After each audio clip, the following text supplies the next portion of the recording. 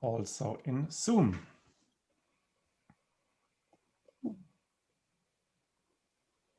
So good morning, good afternoon, and good evening, and welcome to part 2 of day 1 of the Association Journey presentations. I'm Alushka Ritchie, President of the World Federation of Tourist Guide Associations. It is once again my pleasure to have our associations presenting, and we're really proud of what they've been doing over this last year. I would like to hand over to Esther Banniker, who will be facilitating today's session. Esther has played a huge part in the WFTGA family over the last many years and has dedicated much of her time to being an executive board member as well as vice president. Today, she is joining us as WFTGA brand ambassador and will be facilitating this session. Esther, thank you for your time today. And I know that our presenters are in capable hands with you, so I'll hand over to you. Thank you. Well, I want to welcome all the viewers from across the globe who've tuned into today's session, the WFTGA Association Journey. Let us also extend our welcome to the presenters on our program today. I will introduce them by association name in the order of their presentations, and then they will introduce themselves later when they begin their presentations. So let me tell you who's going to be with us today. We might have a few others who are not on screen right now who will be joining us, but we will have the Spanish Confederation of Federations of Associations of Professional Tour Guides and the Association Professionnelle de Guides Touristiques de Montréal, please pardon my incorrect French pronunciation, and the Association de Guides Touristiques de Quebec. We have the Malta Union of Tourist Guides, Tour Guides Association of Namibia, an Association of Qualified Guides of Copenhagen, the Portuguese Association of Tourist Guides and Tour Managers, the Guides Association of New York City, USA, Tour Guides Association in the Republic of Kazakhstan, the Association of Tour Guides Andorra, the Slovak Tourist Guides Association, the Association of Guides, Lecturers, and Translators, and the Approved Tourist Guides of Ireland. Each of them will have about 12 minutes to make their presentations, and then I will call on the next presenters to do theirs after I give them a 1-minute warning. Let's see, I guess I should introduce myself as well. I'm Esther Banniker, and as Alushka said, I served on the executive board from 2011 to 2019. I was the executive board secretary and a former vice president of WFTGA.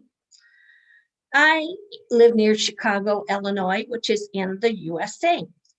I should also introduce our current Expo members who were able to join this particular presentation.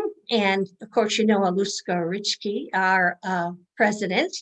And we have Viola Lewis, Viola, wave, there you go, who is the head of training. Now, you know that meetings are most successful when everyone knows and follows the rules. So please note the following, which are general rules of engagement for a Zoom meeting.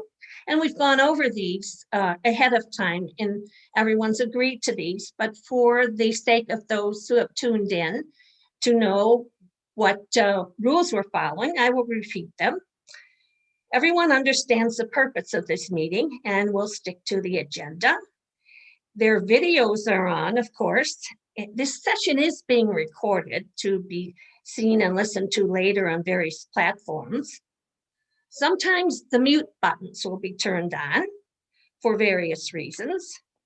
And you might hear the presenters asking each other questions at certain times if we have time, because our time is limited and we will stick to our points of discussion.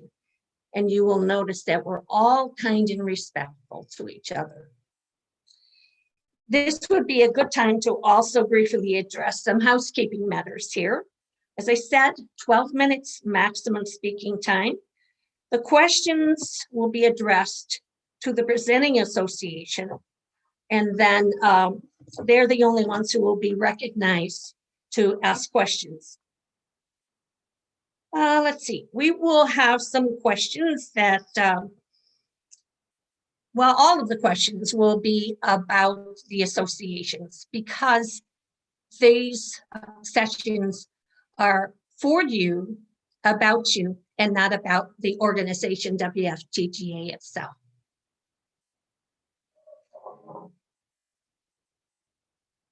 I'm not sure everyone knows the purpose of these sessions, so let me read the WFTGA's official response. This is an opportunity for you, our WFTGA Association members, to share your challenges that you have faced this year from your association and your membership's point of view. It is also an opportunity to share your success stories. We realize that many of you have embarked on wonderful internal journeys and projects, and we look forward to you sharing these with our members and tourist guides across the globe. This program presents us with an environment to inspire, to learn, to acknowledge, and to support one another. This session is for our members, about our members, and by no means will the focus be on matters related to WFTGA itself. Now, unless there are some comments or questions about how this program will proceed, I'm going to introduce our first presenters from Spain. Ready to go?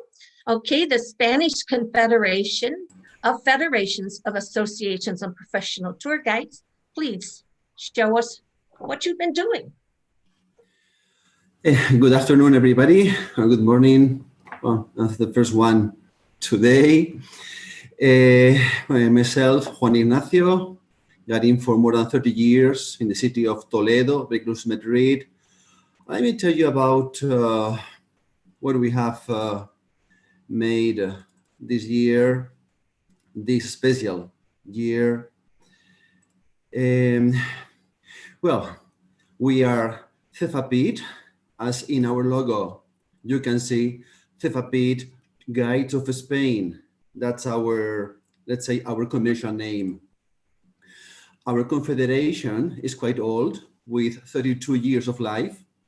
We are a confederation of associations. Our members are not individual tour guides, but regional or local associations of tour guides. And we have associations from all the regions of Spain. Our main goal is the defense of the profession with the national authorities and regional or local ones when our members require our support. In Spain, tourism and the profession of tour guides is responsibility not of the country, but of each region. That's why there is not only one national regulation for us, but on each region, the laws concerning tour guides are completely different. In Spain, almost 95% of tour guides are self-employed. The situation this year has been like almost everywhere, I guess. Since March to June, first lockdown, no work, and cancellations came one after another. Between June and September, everybody in Spain thought that local or domestic tourism was going to rescue the season, but no way. Few people moved and few money was spent because of fear to coronavirus. And since October, the second lockdown, with no reservations, no activity, and minimum groups. In the most of the cities of Spain, no more than 6 people together, even for the visits. Well, I want to start with the event that we saw in Spain on TV every day in the news. In February, when still the only news about coronavirus came from China, we had an special news in Spain. The first cases in the country, in one hotel in the Canary Islands, then 1,000 tourists on lockdown in that hotel. And I want to remember, especially here, the role played on the situation by the tour guides of that association of the Canary Islands. They offer their time and their help to translate to the clients. Here there are, for instance, 3 of our tour guides outside of that hotel translating in different languages to the clients because they were there in lockdown.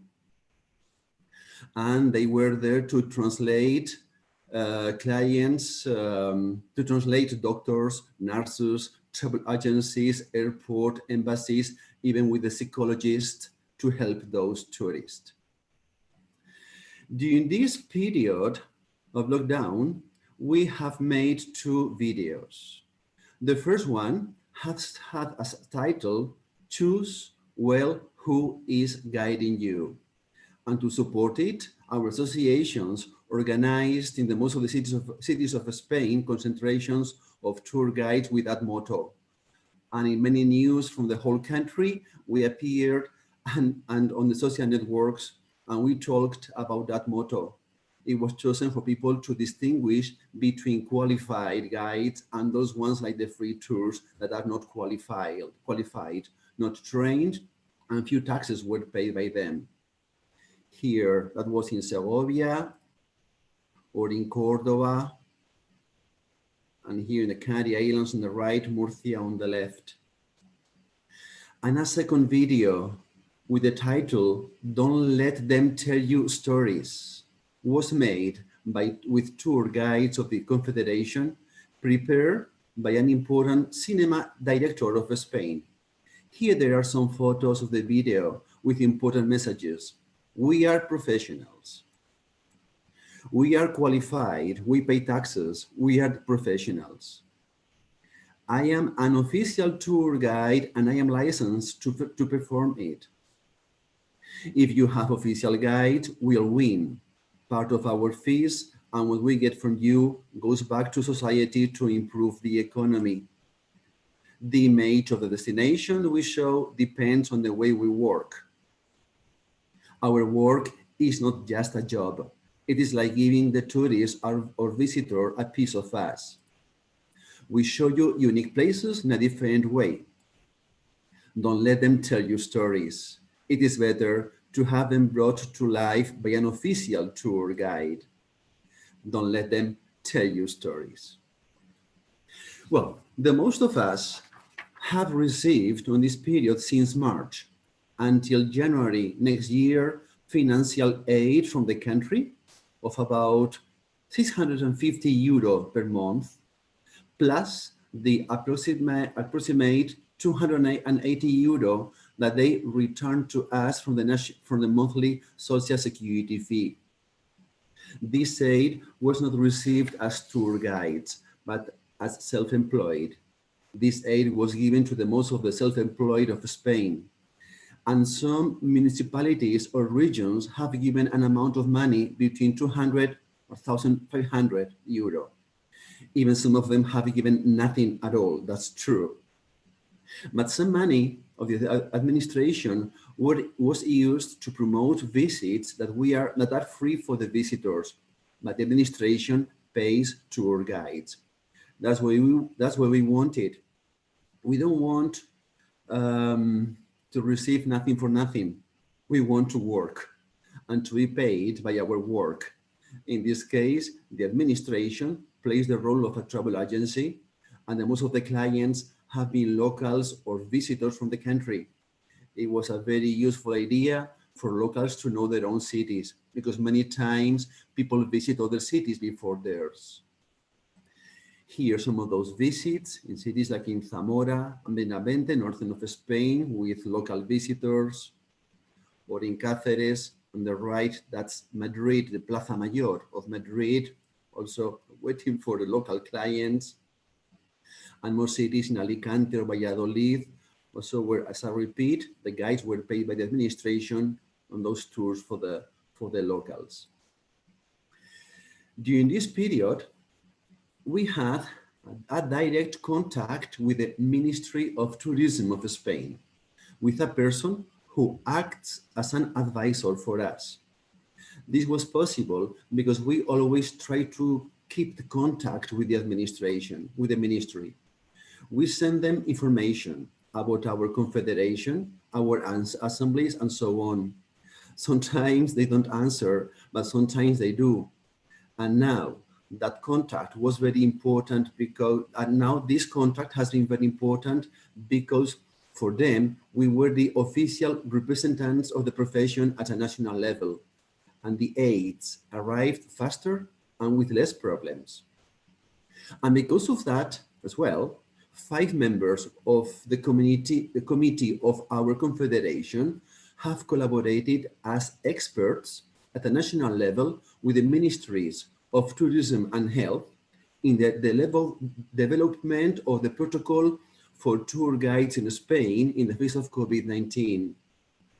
And moreover, we are also participating as experts in the elaboration of the international ISO standard measures to reduce the spread of the COVID-19 in the tourism industry.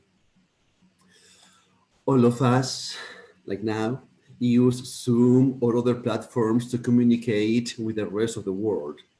As a national confederation, we paid the annual subscription to Zoom, but we offer it to all our members. 1 minute, So Juan. the association members of the National Confederation don't have to pay it again.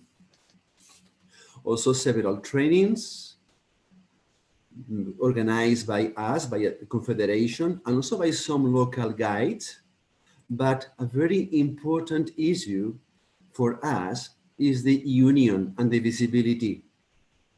We all have the same lanyard, the same ID holder, and also with masks. All of us need masks.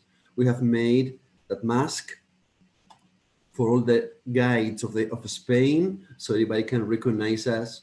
And we hope that soon we'll use it when we start to work in the next, I hope, year. Well, that's all. Well, perfect timing. Does anyone have a specific question for Juan? We have a minute or so to take some questions from our panelists.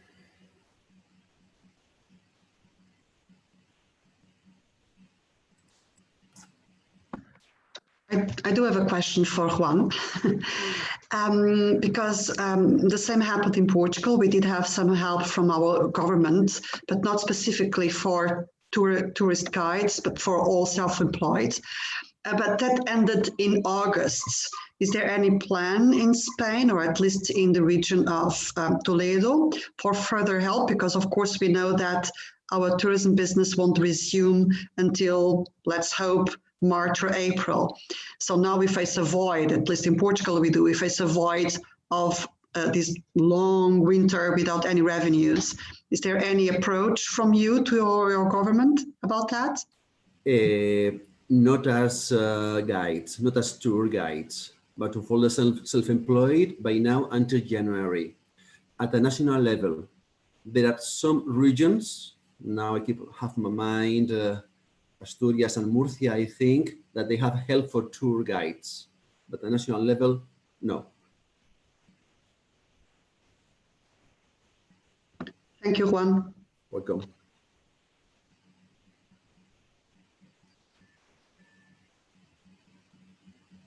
I think we all feel that the question that Christina asked is something that all of us is interested to know. Thank you so much, Juan, for your presentation. And if we might move on now to Canada. We have 2 associations being represented by the same speaker. If you would introduce yourself, please. Hello, everybody. Thank you, Esther, for this opportunity. So my name is Frederic Mandel. Today I'm representing APGT of Montreal and also the AGTQ of Quebec City. And so let's start my presentation as quickly as possible.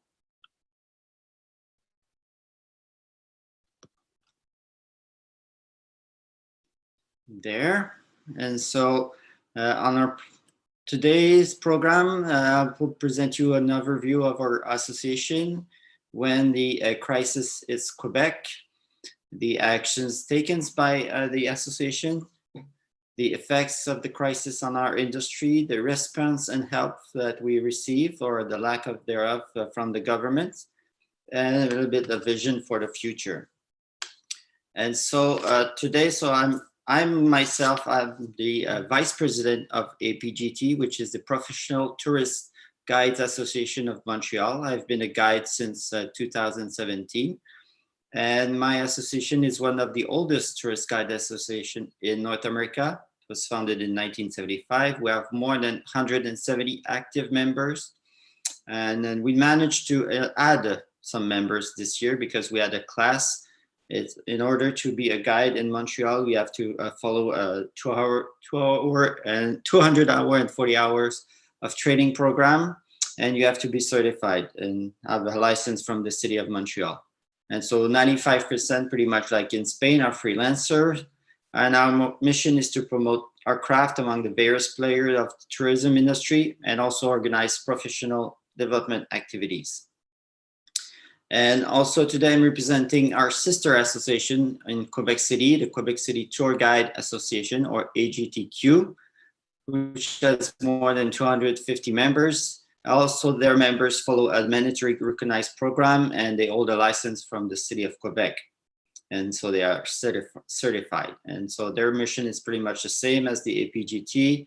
And they promote the profession to the public and ensure a sustained and effective representation of the tour guides. And so pretty much like in the rest of the world, the crisis started in Quebec around March. So we see, I won't go to all the dates on this slide here, but importantly, so on March 13, at the same time as we shut down schools for at least 2 weeks at the time, it was also the time when the government put the cruise season on hold. And so 3 days later, March 16, we closed the border, the Canadian border, with every country except the USA, which will follow on the 18th. And then we kind of went on then more and more shutdowns, gatherings, and Montreal became the country's hotspot. So 1/4 of all cases in the country were around Montreal, and we'll see the effects of that later. And so so you can see that in Montreal here, the Place des Festivals are a place where we have lots of music shows, entertainment, that was transformed into a testing center for this occasion in spring. And so Quebec went on pause until May 14, even May 18 for Montreal because we were the hotspot. And so after that, in May and June, we saw a gradual opening. Some activities started, but most summer events, they were announcing their postponement or cancellation at the time. The borders are still closed. Very few people traveled inside Quebec or Canada at the time. And lots of people are asking, what can we do? Is it safe to do tours at the time? How can we do it? And so one of the first action we took as an association was to publish guidelines on how to guide safely with the sanitary measures. So those were based on mostly on government guidelines also. We opened channel of communications with all involved parties, local tourist board, local authorities, inbound travel agency, the tourism industry alliance. So we also launched a survey on our members to better grasp their situation, how they were doing professionally and financially, what they were expecting for the future. And we had lots of board meetings at the time. And you can see also on the picture here that we had two volunteers, two members that created and made those masks. So we gave one mask to each member of our association here. And so what else could we do to promote guide tours? We are a nonprofit organization. We don't have a lot of money, but there are also lots of well-established local tour agencies that hire us.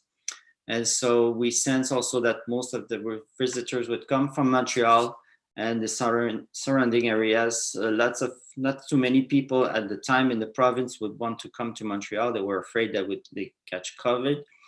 And so what could we do? So we added pages to our website And so those were links to a local tour agency that employs us. And so people could hire a guide or a tour directly with those pages. And we also followed that by a media campaign. So we went on TV, radio, newspaper.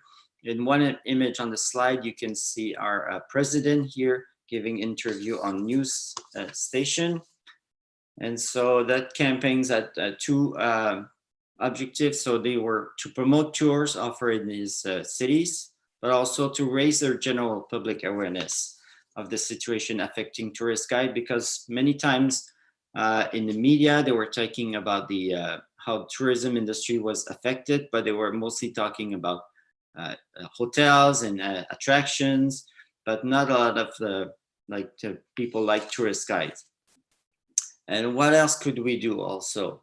And so we organize local tours aimed at locals. So participants would discover some neighborhoods that we were to showcase our expertise, and that was also connected with another media campaign. But that ended up with mixed results. We had some low attendance for some tours. People were still afraid to go out, and even in small group. And the latter ones on our calendar had to be canceled due to the second wave in September and October. Obviously, 2020 was supposed to be a fantastic year here in Montreal. After a record years since 2017, we even forecast a better year. Our agendas were getting filled with reservation, little did we know. We even had events until March 11. Here at the APGT, we had a conference just 2 days before the shutdown. So we were very hopeful. And when the activity started for the summer, we thought that maybe we could have some kind of season, but it was the worst summer in more than 100 years. So historic lows for every data. You can see a 70% decline in attendance at major attractions, even the low occupancy rate in hotels. Same story in Quebec City. Quebec City has lots of cruises, so a cancellation of all cruises means a loss of 224,000 visitors for the year, which means some value of $500 million that the city didn't get. And so that was obviously a disaster for tourist guides. Thankfully, we got some help from the government of Canada, which came to the form of the emergency response benefit that gave us $2,000 a month. That was not specific to guides. That was for every worker in the country who lost their income. So if you were an employee or self-employed, you could get those benefits. Now the government is coming up with another program that will have income supplement until the 2021. And that was very simple and quick. You just have to fill a small form and then you receive the money. We had another proposal here, and to our both association, we presented a joint project to local authorities, with each city would subsidize tours for local people. They would get free tours that they would book through their local agencies, and then those agencies would get reimbursed by public funds. Unfortunately, we didn't receive any support from local authorities. To this day, we continue to think that this would have been a very good idea. That was have support tourist guide, employers, the visitors would have benefit, and even local tourist boards. In Quebec City, they got some help. They received a subsidy from the local tourist board there, and they used that money to a campaign to promote guided tours on Facebook and local radio stations. We have some glimmer of hope here in Canada because we're maybe among the top nations for the health crisis management. Frederick, 1 minute, please. And so, okay. And so we are, and I just found out that we have in the top 3 for international destinations traveler will feel most comfortable visiting in the next 5 years. So we have some hope. We'll see how the industry will have evolved. Everything will be mostly different. Customers, the agency, the structure. We'll see maybe much more less crews around here, and so hopefully everybody will have some work in the future. And so I thank you for your attention, and merci. So Merci, Frederick. And at this point here, we have time for a couple of questions from our other presenters. Who would like to ask Frederick something?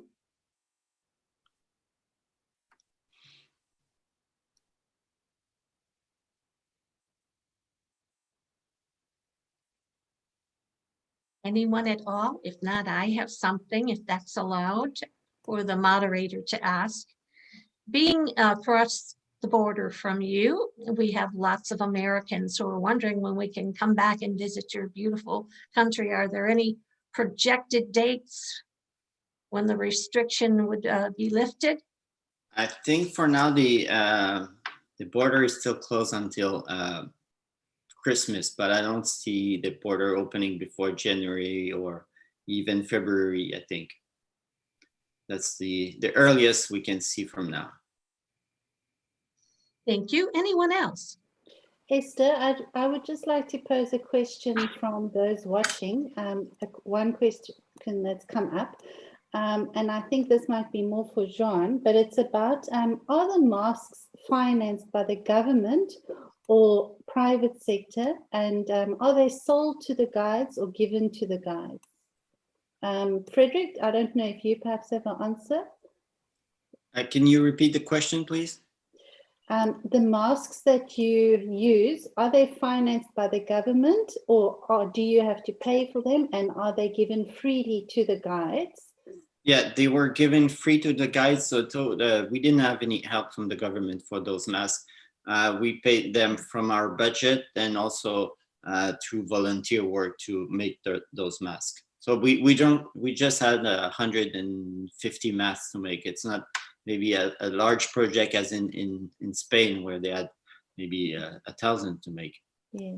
So Joan, what did you do in Spain with your masks? Did you finance it yourself, or were you given the masks? We paid them. Mm-hmm. We had no financiation. They were all of them paid by us. Okay, great. Thanks, Esther. I will continue to monitor the Q&A section and chat, and I will pose further questions to you a little later. Okay. Alushka, have you seen if the guide from Malta has made it to the session yet? And not yet. I will keep you updated in your chat. Malta is present. Ah, is Malta present? Yeah, Yes. France is here, I think. Yeah. I've been there all the time. Ah, yes. We are tiny, so maybe that's why you don't see us from far away. No, you are correct. Malta is there. You are correct. We even checked their slides. Go ahead. Yes. Oh, I'm so glad I asked. I wouldn't want to skip over our very important member from Malta, who will start his presentation now, and I will give you a 1-minute warning when you have 1 minute left. Okay, thank you.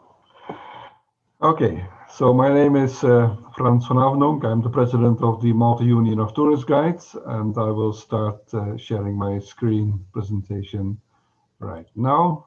Let me see. Oops. There it is. Can you all see it? Then I go on. So the No, so the far year we was have no screen sharing. there's no screen sharing. Then I have to get out from here. I'll do it again.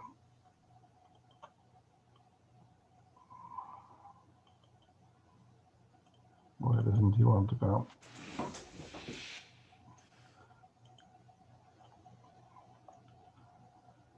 It's not working. It was working before. I can't understand why it's not working now.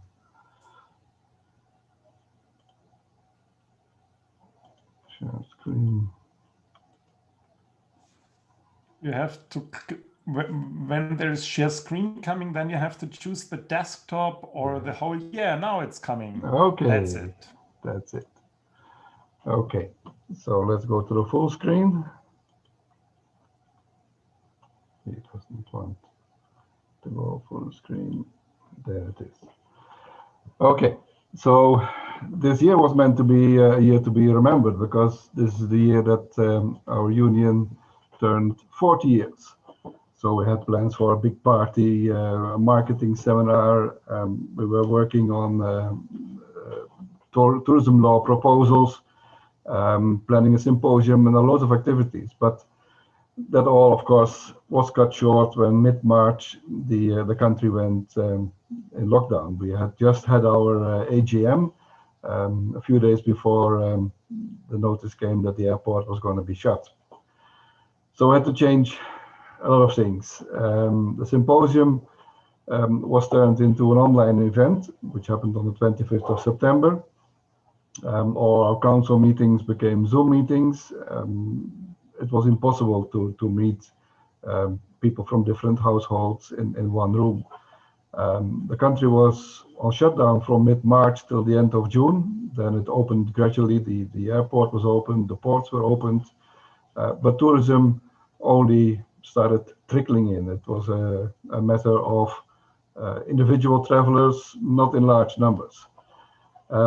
This year we have had quite a tumultuous year, but besides the problem with the COVID, we had also changes in our government. We got a new minister for tourism, and when we had organized the marketing seminar, which was aimed to get the guides the tools to market themselves, because up till now the marketing of guiding services is done through agents.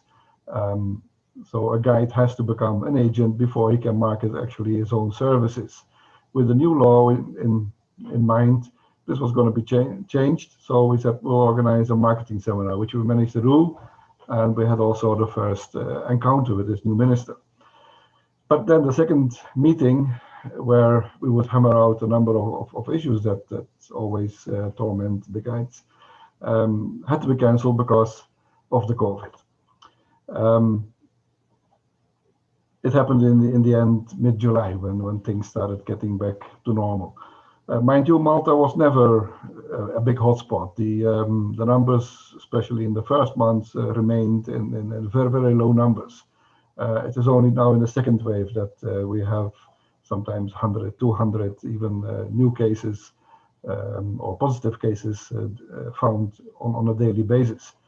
But it seems to be cooling down again. So we hope that there will be a new future. Now, our plans regarding the law, of course, were also hampered by this fact that we couldn't meet in person with the people that we needed to meet.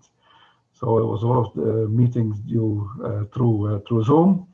And although the minister wanted to have the new tourism law to go to Parliament in October, to be honest, we are still discussing the details. There are still some loose ends which we are tying up. And in the meantime, yesterday, a new minister for tourism was presented, and he took the oath. So I hope we will not have to start all over again, that we can continue on the path that we have set from the beginning of the year with the previous minister now, and that we keep on going. So the COVID, of course, meant that nobody had work. Very, very, very few people actually did work throughout the year, and we're always reducing numbers. Currently, the maximum group size is 5 people, which is, of course, ridiculously low.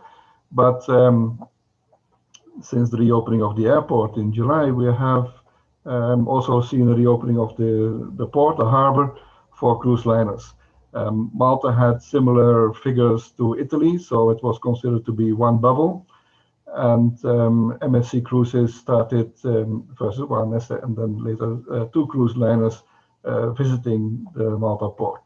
Of course, To protect the guests, guides have to be tested before every engagement. There are very, very strict protocols. They can't even go and dash off to have a coffee or to go and pee during a tour. So it is, well, it's working, but it's not that much. The maximum engaged number of guides for this event, for these cruise liners, runs to about 60 people, but usually it's less. Now, to compensate for those who lost their income, we have in all on the island about 600 licensed guides. 200 of them are members of our association. The government started presenting a support scheme. The first ideas were launched mid-March, just after the announcement of the shutdown, but it took a few weeks before things fell in place. And in fact, the first payment came by the end of April. Now, the support comes to about 200 euros per week, and it has been extended till next spring. Now, whether it will be end of March or maybe early April, that is still unclear. The cutoff date has not been given. The support is available to all guides. So most guides in Malta are self-employed. Some work for one agency in particular, so they are on short-term contracts, but everybody would qualify for this support scheme, even those who are actually on retirement pension. In the beginning, there was a bit of confusion about it. Some people were told, no, you can't apply for it. In the end, it was settled, and in fact, a number of people have, besides their basic pension, also this support. Of course, it's not a lot. It's a few days of work, really, what you get. But it's a help to keep us going. So Malta is also a destination for a lot of incentive and conference tourism, and all that has been cancelled throughout the year. And although some have been rebooked for the next year, we have to wait and see how that will develop. So bookings for 2021 have come in. We issued our union diary on time, and our first gathering for guides that is being organized is going to be at the end of this month, coming Saturday, in fact, our traditional mass for those who have left us for better grounds, we hope. I must say, till now, I am not aware that any guide has gone down with COVID-19, I mean, has died from it. So for next year, we look forward to have personal meetings again, because that is, of course, a much more productive way than zooming around. We also hope for a restart of tourism. Malta had, as other countries have just presented, been growing steadily for a number of years, and also the prospects for 2020 were presented early January by the Tourism Authority as very promising. That, of course, fell down like a ton of bricks. Once this shutdown has been lifted, we hope we can resume our educational visits for all the members, and definitely we hope to conclude the revision of the law proposals, and when possible, we'll organize the grandiose belated birthday party, which we had to miss this year. Thank you for your attention.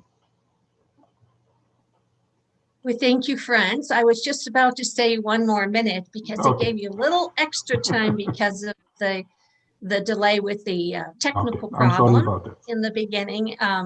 So this gives us a little extra time for questions, first from the other presenters. Okay. Who has something to ask of Frans? Denmark has a question. Ask. You said that in September, or you wrote on the slides that in September you started seeing cruise ships coming in again. Yes. Has that affected the workload for the guides, or how has that worked? A number of guides did work, up to a maximum of 60. I was informed were engaged with this work. The group sizes were, of course, reduced drastically from a full coach, which usually takes about 50 people. First, it was reduced to half. then to 15, then to 10, now it's at 5. So 5 persons per guide. So it is quite expensive, I would say, for the cruise company to organize these tours. And in fact, the number of people that are taking them is very low. We're talking about a few dozen from a big cruise ship with hundreds of people on board. But it has given at least some work to some people. A working day starts about 2 hours before the tour starts with medical tests, because everybody has to be certified every time that you have an engagement that you're clean, you're free of COVID. So some people have been tested a number of times, sometimes twice a week. Being an Italian cruise ship company, of course, the language range is far limited than normally, because it would be only accessible for Italian-speaking people. So it would be only concerning Italian-speaking guides. I hope that. Well, thank you very much. And we will have time, I hope, at the end of all the presentations for many more questions. In the meantime, let us move on to our next presenter. Do we have Namibia present? Yes, good morning, good afternoon, good evening to everyone. I'm Emiliano Benulic. Let me try, can you hear me? Hello? Yes, I can hear you. Yes, we can hear you. Okay, okay. I was trying to, I'm gonna share now the presentation and sorry, it's just here. Okay. Okay, as I said, good morning, good afternoon, good evening, everybody. I'm Emiliano Benulic, and I'm an executive member of the Tour Guide Association of Namibia, and also executive member of Tour and Safari Association of Namibia. Namibia is a Southern Africa country which is bordering with South Africa, Botswana and Angola, and also facing the Atlantic Ocean. So Namibia is pretty big as a size, because we're talking about 824,000 square kilometers, but the population is very scarce. We're talking about only 2.5 million population south. So it's basically one of the lowest population density population in the world, I think the second after Mongolia. Namibia is also lying between two deserts, as you can see. On the western side of the country, we got the Namib Desert, which is also the oldest desert in the world, while on the eastern side of the country, we're having the Kalahari Desert. So it's basically a very dry country. In Namibia, we do have 2 World Heritage Sites. One is the engravings, the famous 12 Fountain rock engravings, more than 5,000 old rock engravings. And then the famous Namib Sand Sea, which is lying on the Namib Desert. This is 2 of the main attractions of this not so known country. Okay, as an association, we were created in 1994, reaching now 26 years. Remember, Namibia is also quite a young country, because it obtained its independence from South Africa only in 1990. So the country itself, it's 30 years old, because previously it was still part of South Africa. At this stage, the Tour Guide Association of Namibia counts on about 143 registered overland guides, and also we have to count them local guides and activity guides.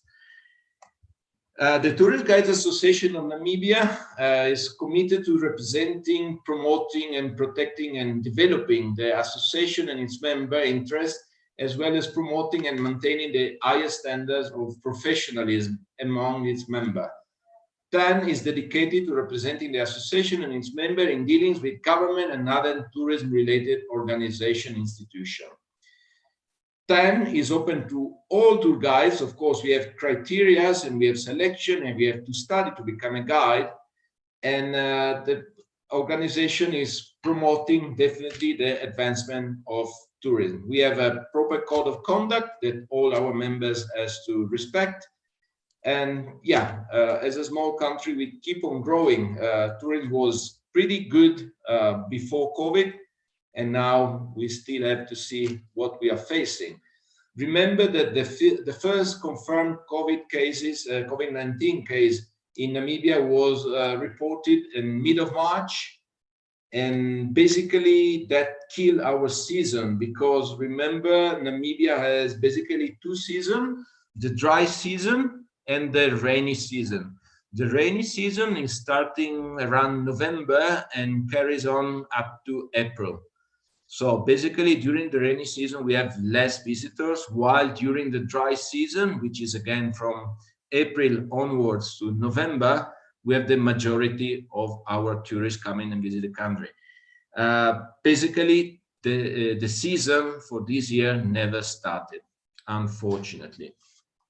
As we can see from the slide, the arrival from tourists was extraordinary in the past year, moving from 1.2 million in 2013 to over 1.5 in 2017.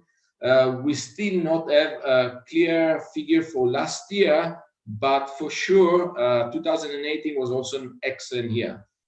The government itself granted an emergency income once off, unfortunately, of 750 Namibian dollars, which is, just to give you an example, the equivalent of 40 euro or 50 US dollars, so quite low. We as an association then started a different program, one very interesting that was promoted and sponsored and also offered by Tour Guide Association of Namibia, was the COVID-19 training program. Was very successful. Well, we're talking about 450, 470 different guides who took part to this very good program. We have to thank our chairman, which is Mr. Rolf Irish, and also, of course, one of the promoter of the course was Mr. Edgar Nodia, that they are present, and they were almost on each and every course present and to help and, you know, to fight this threat. Other than that, we took part on different associations, including Tour Guide Association, that we have to remember is still part of the bigger association, which is FENATA, which is the umbrella association, which is including all the stakeholders, all the participants in the tourist world. So we took part of this very interesting, what I say, Safe Travels, which is a series of protocols that align the private sector behind common standards to ensure the safety of the workforce and travelers. So basically they are certifying that a country is safe as a destination, respecting some protocols and some standards. And Safe Travels is now present in many countries all over the world, and I hope it will become more and more present also in other countries, which is not still on the list. What I found it here, that I hope it will work now, we tried before, it's an amazing video about the social impact of travel and tourism, and which is amazing. I'll try to start it now and hopefully, okay, it will start now. What does travel mean to you?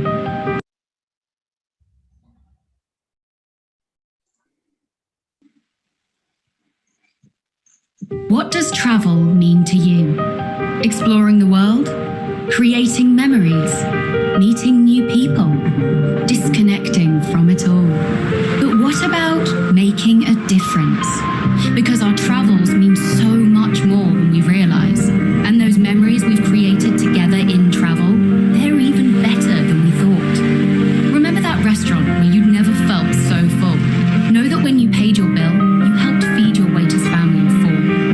And that time you stared open-mouthed at that incredible dance, you maintained jobs that keep important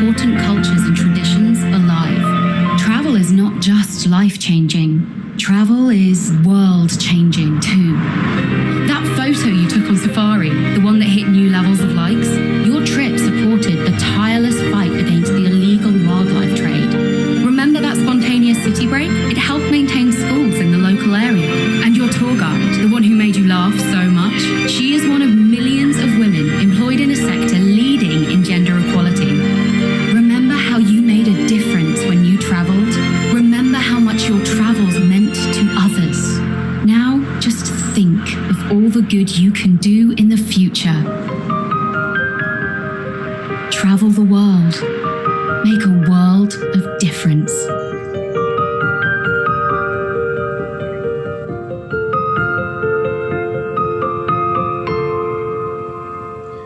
Thanks for the attention. So what I find touching in this video, unity throughout all the people. We are all basically in the same storm on different boats, I would say. But yeah, unity, talking together, that initiative of World Federation of Tour Guide Association is brilliant for me. So please carry on and try to, getting through this storm. Emiliano, that was very enjoyable. The video was made me want to just get out and go, but we know we can't right now, and looking forward to the day when we can. We do have time for some questions. So who would like to be the first one?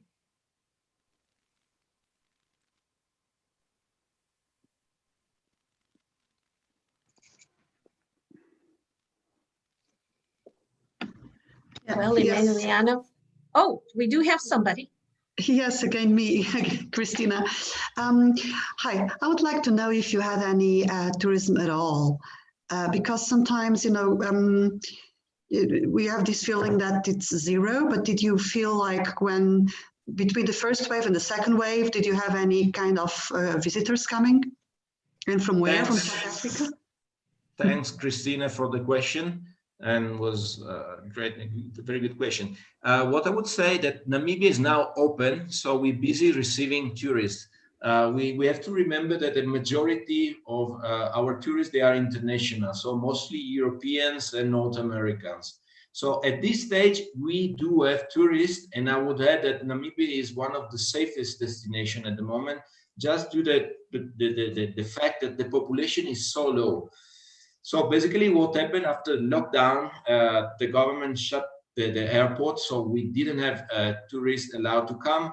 But again, now Namibia is open, and slowly we hope that we're gonna get to a sort of normality soon or later, taking in consideration that, the temperature, maybe the virus, we still don't know, but somebody says that doesn't like high temperatures, and we do have more than 300 days of sun per year. So that's one of the right place to be at the moment.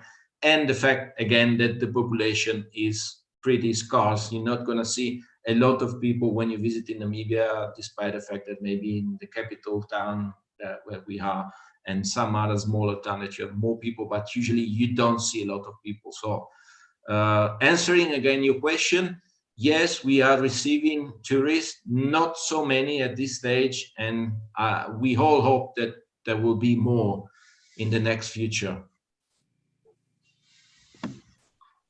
Thank you. It's because, of course, with such a scarce population, you cannot focus on domestic tourism yourselves, right? That's something that we are trying to do here, but probably you cannot do that. That's the reason why I asked.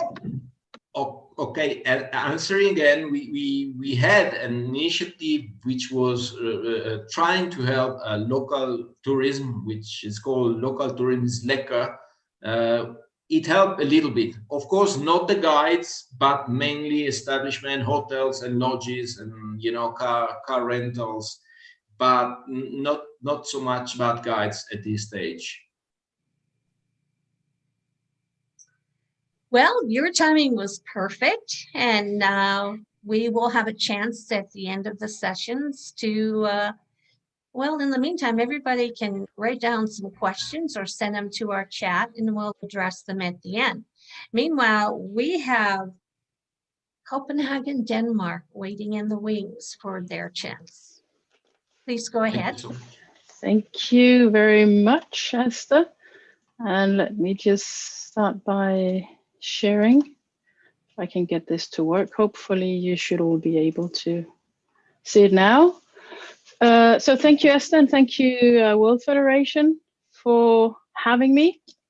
I am Heidi, and I am the president of the Association of Qualified Tourist Guides in Denmark. And I will spend the next about 10 minutes just giving you a brief introduction to who we are and how we work, and then of course on how COVID-19 has affected us in the last 8-9 months. It's easy to lose track of time with COVID-19. So Denmark is in the northernmost part of Europe. You can see us up on the top right corner in a circle, a really small country of just a little less than 6 million people. With a fairly mild climate, a big coastline, and a lot of wind and a lot of rain. Our association is primarily located in Copenhagen, or we primarily work in Copenhagen, which is the capital city of Denmark. And the association was founded in 1933, so we're one of the oldest associations in the world. We currently have 261 members, and we work in 26 different languages. And guiding is not a regulated profession in Denmark. So you don't need any license, any authorization, or any course that you need to pass to become a guide. Anyone can basically call themselves a guide. But if you want to be a member of our association, you need to pass a 1-year diploma course at the University of Roskilde to get accepted into the association. We currently have 15 people attending the course this year, so we are quite confident that next year is going to be a good year for us. The association is run on a voluntary basis with 7 members in our board and 2 supplement members, and we have a number of committees that are carrying out the different work that has to be done. We have always been a trade union, which means that we, for many years, negotiated our tariffs through a collective agreement with the different travel agencies in Copenhagen. And this means that even if we all freelance and we are not permanently employed by the travel agencies, we are often paid basically on an hourly basis, and it is the agency that will collect and file our taxes for us. And that has proven well in some situation, but it has turned out to be a little bit of a problem for us during COVID-19, unfortunately. And I'll get back to that a little later. We are a member of the World Federation, and we are also a member of FEG, which is the European Federation of Tourist Guides Associations. Tourism has never been a big part of the economy in Denmark. That has changed over the last 20 years, but historically or traditionally, we haven't considered it a big part of our economy. We have, or the primary part of our tourism is coastal tourism because we have so much coast. And the majority of the visitors we have in Denmark in general are Germans who come to live in summer houses or come with their motorhomes or caravans, and they are typically not the type of tourists that would use a qualified guides as we do. In Copenhagen, of course, it's a little different because we're the capital city. So last year was a very good year for us. We had almost 5 million international bed nights, as they call it. Majority of the people that are passing through Copenhagen are either on different round trips around Scandinavia, where they usually start in Copenhagen. And we have quite a lot of visitors coming in with cruise ships because many of the cruises in the Baltic region will start or end in Copenhagen. So 2020 was supposed to be a very good year for us, which I think was the case for most countries, from what I can hear also from the other presentations. And then when we got to the middle of March, COVID really hit us, and the Danish government started shutting down the country. So at first, all public employees were sent home, and schools and restaurants and hairdressers and so on, everything was closed and the borders were closed. And we could not gather more than 10 people. our parliament was quite quick in negotiating and passing different kind of relief packages or financial aid schemes. First and foremost, schemes that would help all of the people that were furloughed and would help businesses with compensation for their fixed expenses. And then a little later on came the relief packages for freelancers and sole proprietors as the guides. We haven't had anything in particular aimed at the guides, but we have been able to apply for the relief packages that all other freelancers and sole proprietors can apply under. And it was all based on, everything has been based on the income that we had last year. We had to prove that we had lost more than 30% of our income, which was quite easy because it was 100% for us. And we have been able to get up to 75% of our loss covered. However, a maximum of a little more than 3,000 euros per month. And so far that scheme has run out at the end of October, and we don't really know exactly what is going to happen over winter, if we will get anything, because tourism is very seasonal and usually we don't really have a lot to do in winter. Copenhagen was maybe hit double hard in a sense. So borders started reopening in the middle of May, but with some restrictions. It was only 3 different countries or nationalities who were allowed into the country, and we had a so-called 6-day rule where these 3 nationalities could only enter the country if they had booked 6 nights minimum in Denmark. And Copenhagen was totally left out of that. So no tourists were allowed into the country until later on in the summer when this restriction was lifted. And since most of the visitors we have would stay for only 2 or 3 nights, we didn't really have any foreign tourists at all among the few nationalities that could enter. And on top of that, we have a ban on cruise ships coming into the country, and that is so far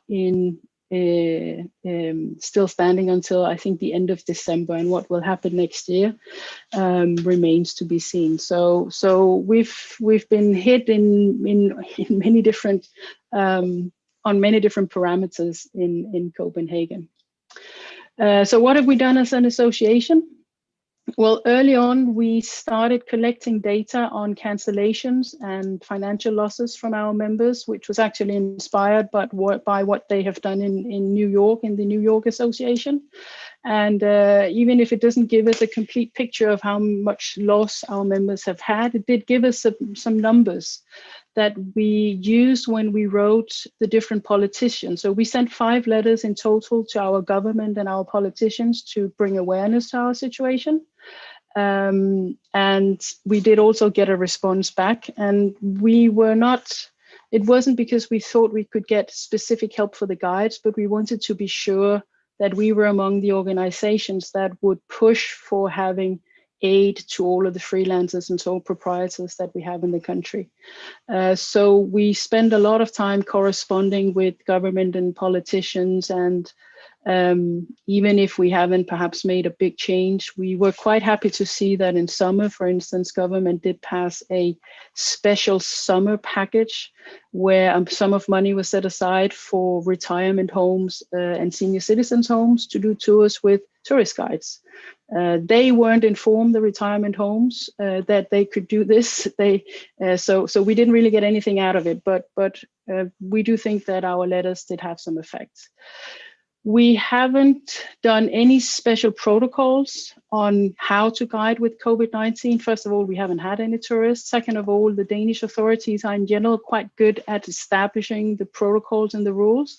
And guiding falls under the general restrictions on public gatherings. So at the moment, we can only be 10 people together, and that goes for guiding as well, whereas all tourist buses are under the same restrictions as public transport. So we haven't worked on that. Heidi, 1 more minute, please. Yes, thank you. So instead, we've been following a new saying of while we are waiting, we're learning. We have a so-called study tour committee, which has been organizing a lot of extra training for us. Our training committee has also launched a special course in collaboration with one of the museums in Copenhagen, which is something we hope we can expand to other institutions. So we have basically spent our time learning and improving and upgrading our qualifications, basically, because that's the best way we feel for us to go around this. Future, we don't know. We are starting to see people leaving the association, either because they find work in other businesses and they have to because they do need to pay rent. And we do see some of our elderly members retiring for good. So we'll have to see what happens in the future. Hopefully we will all be able to travel again soon. It's maybe just a matter of under which circumstances. Thank you, Esther. That's all for me. Well, thank you, Heidi.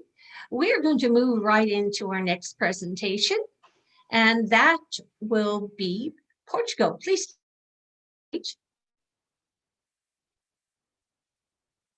Okay, so now I've unmuted myself. Good morning, good afternoon, good evening, everyone.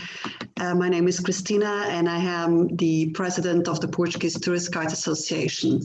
So now I'm going to share my screen with you.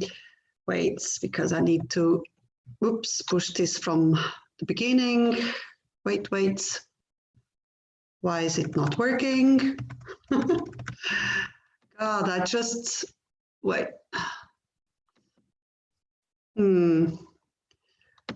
All right, so it was working before, right? Let's start again. Play it from the beginning. Well, first of all, of course, the same happened in Portugal as everywhere in the world from March onwards. So this is the beginning. From March onwards, the cancellations started falling. And in the association, which I am the president, it's called, by the way, the Portuguese Association of Tourist Guides and Tour Managers. We are the second largest association in Portugal because there is another association much older than ours, and our fellow guides from SNATI.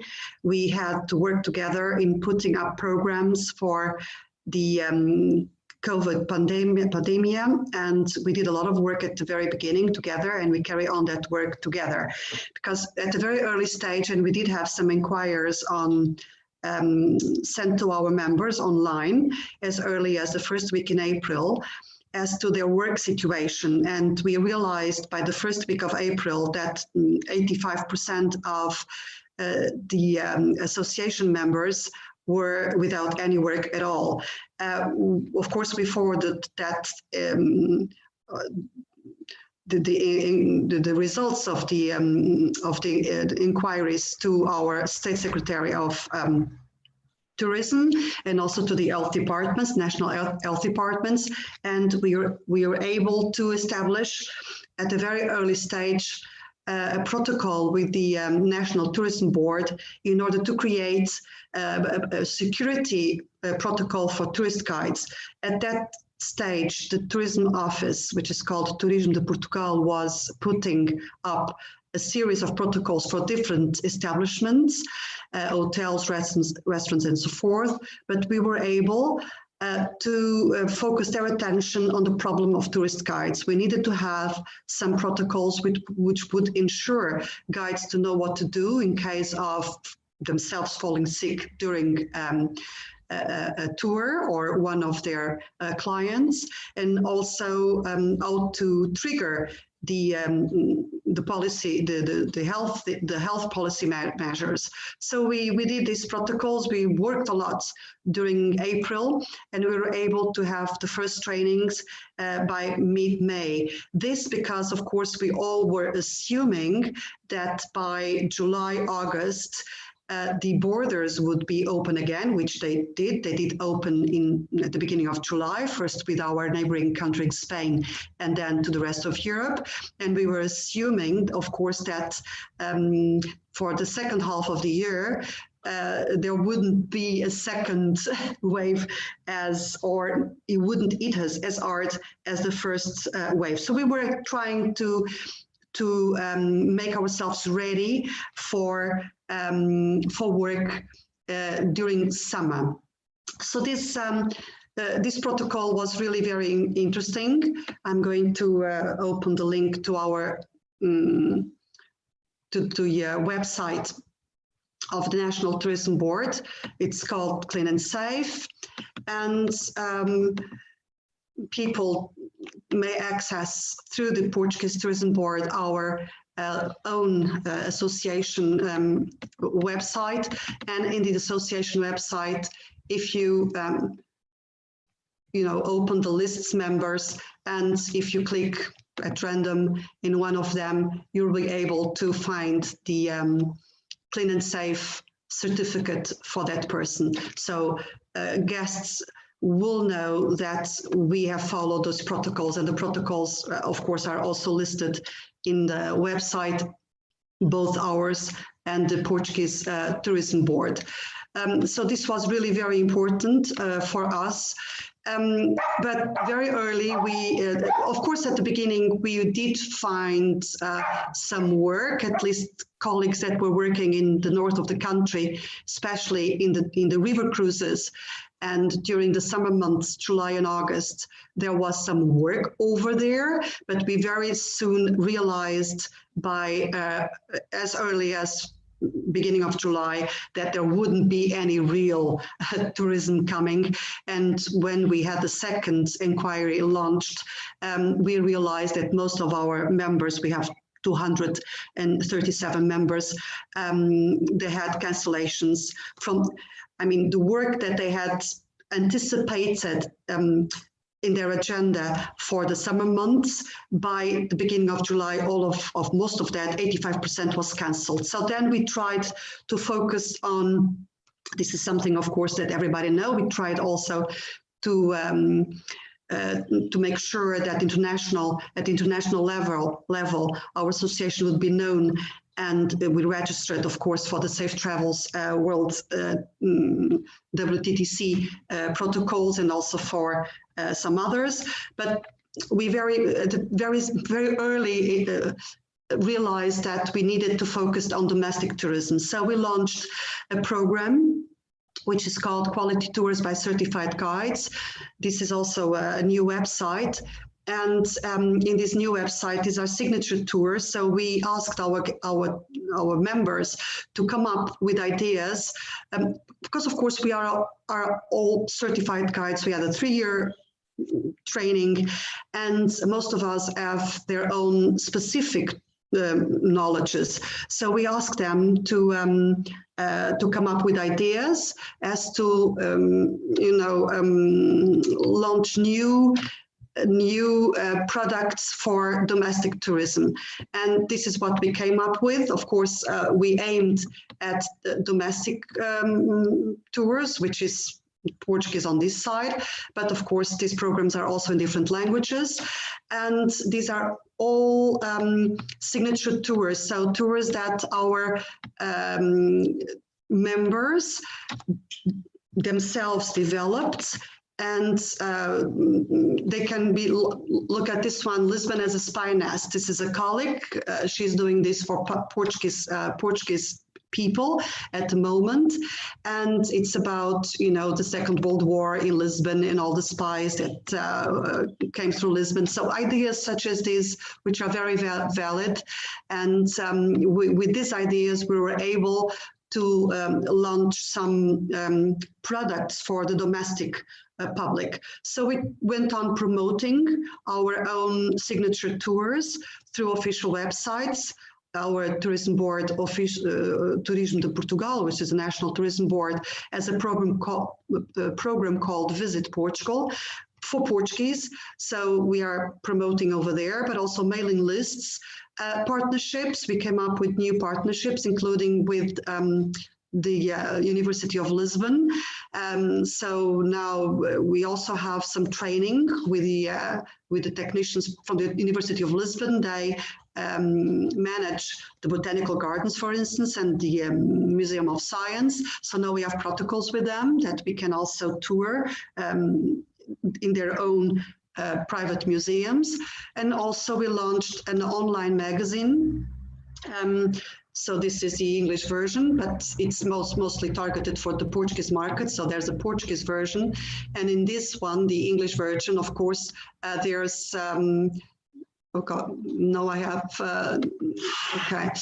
So there's this is the protocol in English. So we actually send this to you, WFTGA, and to the WFTGA members, but also to different associations all over the world, and also tour agents and DMCs. So they are aware in English of the protocols that we needed to go through, and also it tells you a little bit about what we are doing as an association, and a little bit about Portugal. So we are working very hard on this online magazine to make our work known to the general public and also to our partners, both in Portugal and abroad.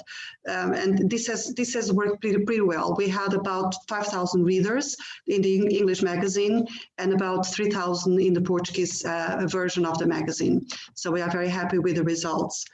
And also we are, of course, like everybody else, are trying to spend time wisely promoting webinars, amongst others, you know, like how to put up virtual tours. There's some colleagues doing that. I know that Katja is listening to this presentation, and she has been a moderator to our webinars, how to come up with, or to put on a virtual tour, but also we are having Christina, 1 minute, please.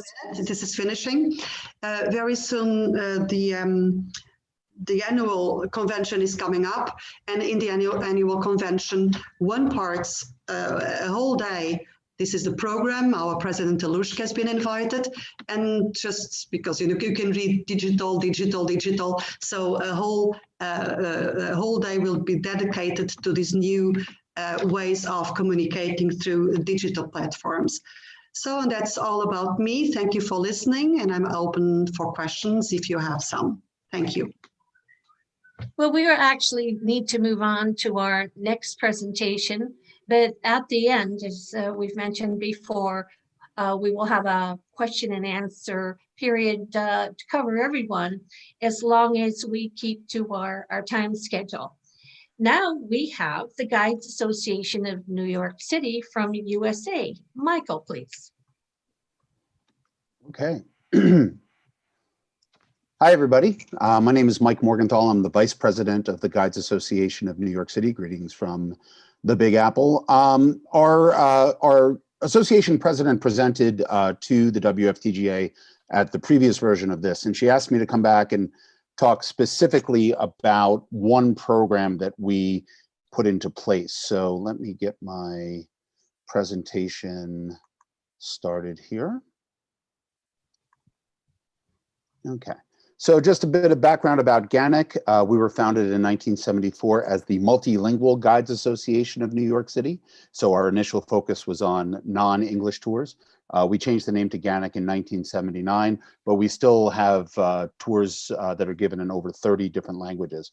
Currently, we have 382 active members, and that's actually up from 330 since the end of 2016. We also have 26 active industry partners, which we're very proud of as well.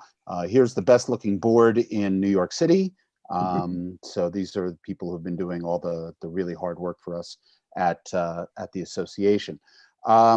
March 12th was a day that became known as Red Thursday in our business here. I'm sure it's very similar to people all around the world working in tourism, but that was the day when everything kind of came crashing down.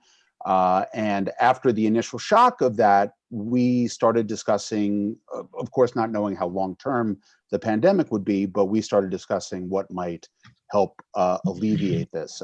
You heard my colleague Heidi from Denmark. She referenced our tracking of canceled tours. We did that, which certainly helped us garner some aid from government, not for us, but for freelancers in general.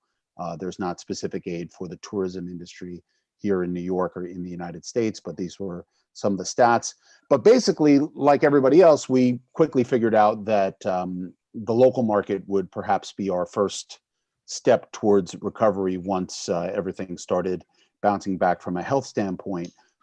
This is certainly not news to all of you, but I just wanted to share this one statistic that just came out last week from our DMO, New York City and Company, NYC and Company. So this shows what the projections are in New York over the next several years. International tourism down from a projection of 13.5 million in 2019 to only 2.4 million in 2020, and the vast majority of that would have been in the first couple of months of 2020. And so domestic tourism, even though the numbers are down, is going to be the way to go.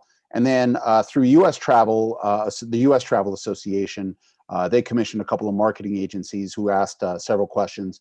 This one we thought was pretty interesting. People are changing their destinations from places that they can fly to places they can drive to. And this obviously research has been pretty well established for several months now. But these numbers just came out again just in the past week or two. So it kind of confirmed the plan that we came up with, which was to start promoting our tours to the local New York audience. Now, unlike our friend in Namibia or other places around the world, we're blessed to have 30 million people within driving distance of New York City. So it seemed like a slam dunk to really market it. But we had a challenge in that our association's website, which you're looking at right here, is really focused in terms of what we send out to the public at large on specific tour guides, not on specific tours. In fact, we have a Find a Guide section where you can find an appropriate guide for you and perhaps create a custom tour. But we quickly realized that what was going to appeal to the local markets were niche tours. You know, as much as locals would like to see the Statue of Liberty in Times Square, they're much more apt to be interested in kind of secret neighborhoods in Brooklyn or Queens or things like that.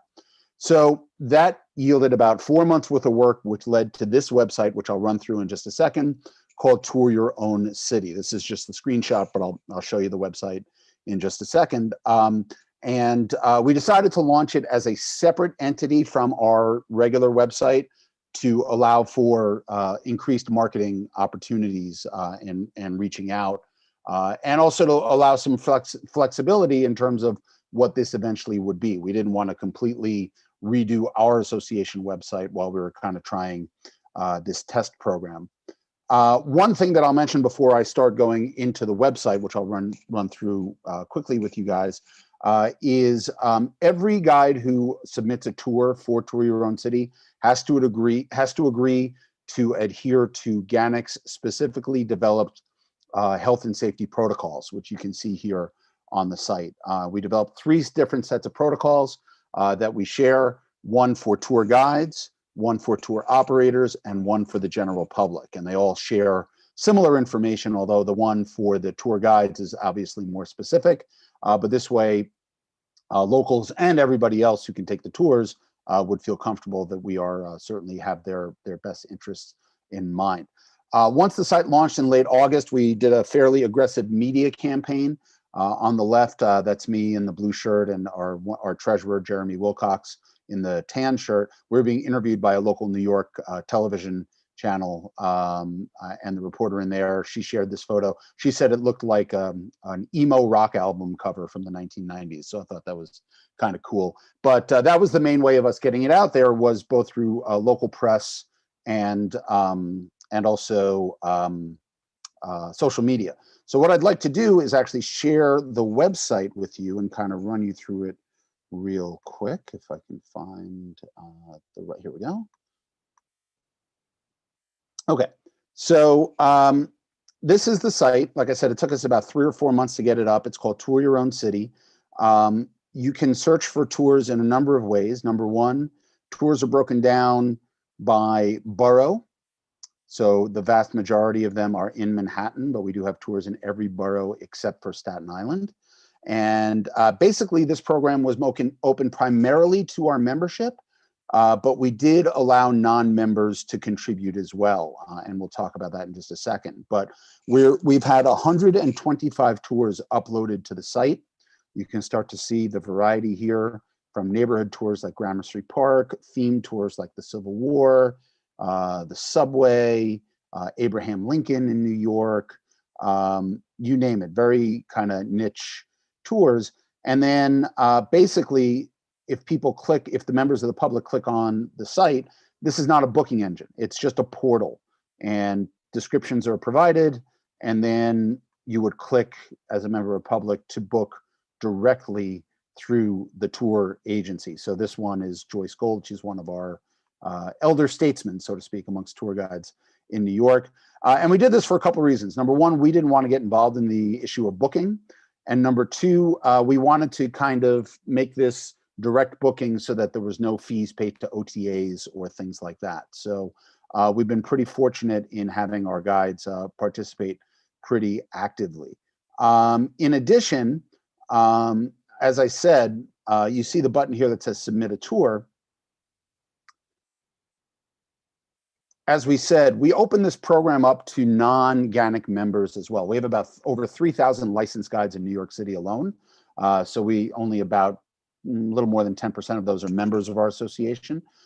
So we offered to the non-GANIC members that for a one-time fee, to participate for our members is free, but for non-members, for a one-time fee, they could upload their tours, and that fee would be applicable to the initiation fee if they decide to apply for membership within our association within a few months. Right now it says October 31st. I need to update that. And a few have taken advantage of that. We've had 3 or 4 who've actually signed up. So it's helped us keep the association in the forefront, not just of the public's minds, but also other tour guides' minds as well. And we've done that with some other programs like our job fair, and it's a way for us to really prove our value to the local guides, where we don't receive any funding from a Department of Tourism or government associations or anything like that. So everything is funded by our membership, and we're in the process of renewing right now, which is we're all anxiously watching what our renewals are going to look like. So just back on the homepage, in addition to searching by borough, there's also a search feature here where you can search by themes. So not too different from any other kind of booking software, but we wanted to try to make this as user-friendly as possible. So I just typed in street art here, and we'll see what pops up. You see all the different tours that feature street art in New York City, and this is from all over the 5 boroughs. So I know what your next question is. Has this program been successful? And the answer is it hasn't been quite as successful as we hoped in terms of conversions. We've had a fair amount of web traffic, but we've only heard anecdotally of several tours or visits being converted to actual tours. But part of this was a PR campaign, right? This wasn't just about getting guides work. That was our ultimate goal, but more so we wanted to have the idea of guiding in the front mind of lots of different people from all around the New York City area. Like I said, we're blessed to have so many people within driving distance of the city.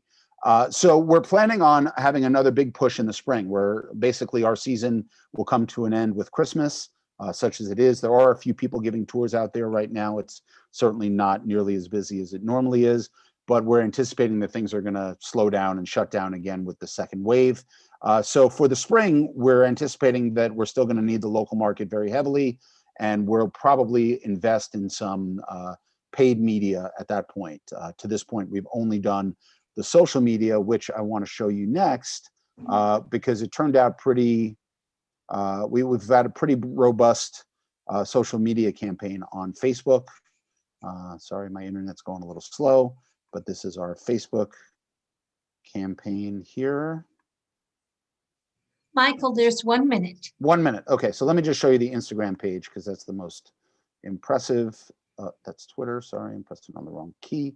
But the bottom line is we thought this was a proactive way for us to get the word out about guiding locally. And we've gotten some press coverage from it, and we've gotten support from our DMO, New York NYC and Company, and some other places. But we really hope that this ramps up in the spring. And here's our Instagram feed featuring a whole bunch of different tours, and then there's some New York specific occasions like the Rockefeller Center Christmas tree.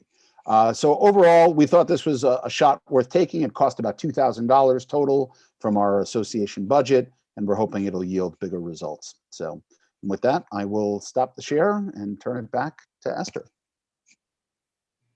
Thank you, Michael. I'd like to ask Galushka if Kazakhstan has joined us in the meantime. We do have Zanar from Kazakhstan with us? Yes. Oh, that's great. Good your turn evening, for good day to hello. everyone. I'm from Kazakhstan, and we have opened our association very recently. So I'm very much sorry for not, we couldn't prepare this presentation. We tried actually, but due to some technical problem, we couldn't. So let me just introduce for the few words about Kazakhstan. We just opened this association because we have a lot of guides, and we wanted to kind of regulate the activity of guides in order to join everyone and also to protect our rights. And due to COVID, actually, our association activity has been stopped for a while, but also very recently we have made one very big event to we invited all our guides, and we start making the info tours for the different regions, because Kazakhstan is a very big country, is the 9th largest country, and we have, due to COVID, we have increased the number of domestic travels. So our guides are located in different regions of the country, and we kind of shared our experiences, and also we opened up new routes and new travel destinations for the local domestic tourists. So with this activity, we try to a little bit come over with this COVID situation, because we don't have international tourists as well due to this reason. And also we starting these courses for the guides, because for the association, our main goal is to have certified professional guides, because with the Soviet Union collapse and everything, with this independence, even when we had this very difficult period of independence, this question of tourist guides were not that much regulated. So again, thank you very much for letting me, for being there with you to listen to all this, to see these wonderful presentations, and thank you very much.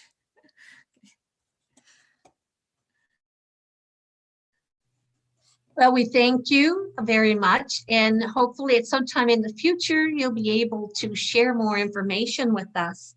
Yes. Now, may we have the Association of Tour Guides from Andorra? Hello, can you hear me? Can you all hear me properly? Yes, we can. Yeah. Well, good morning to some of you and good afternoon to people from Europe.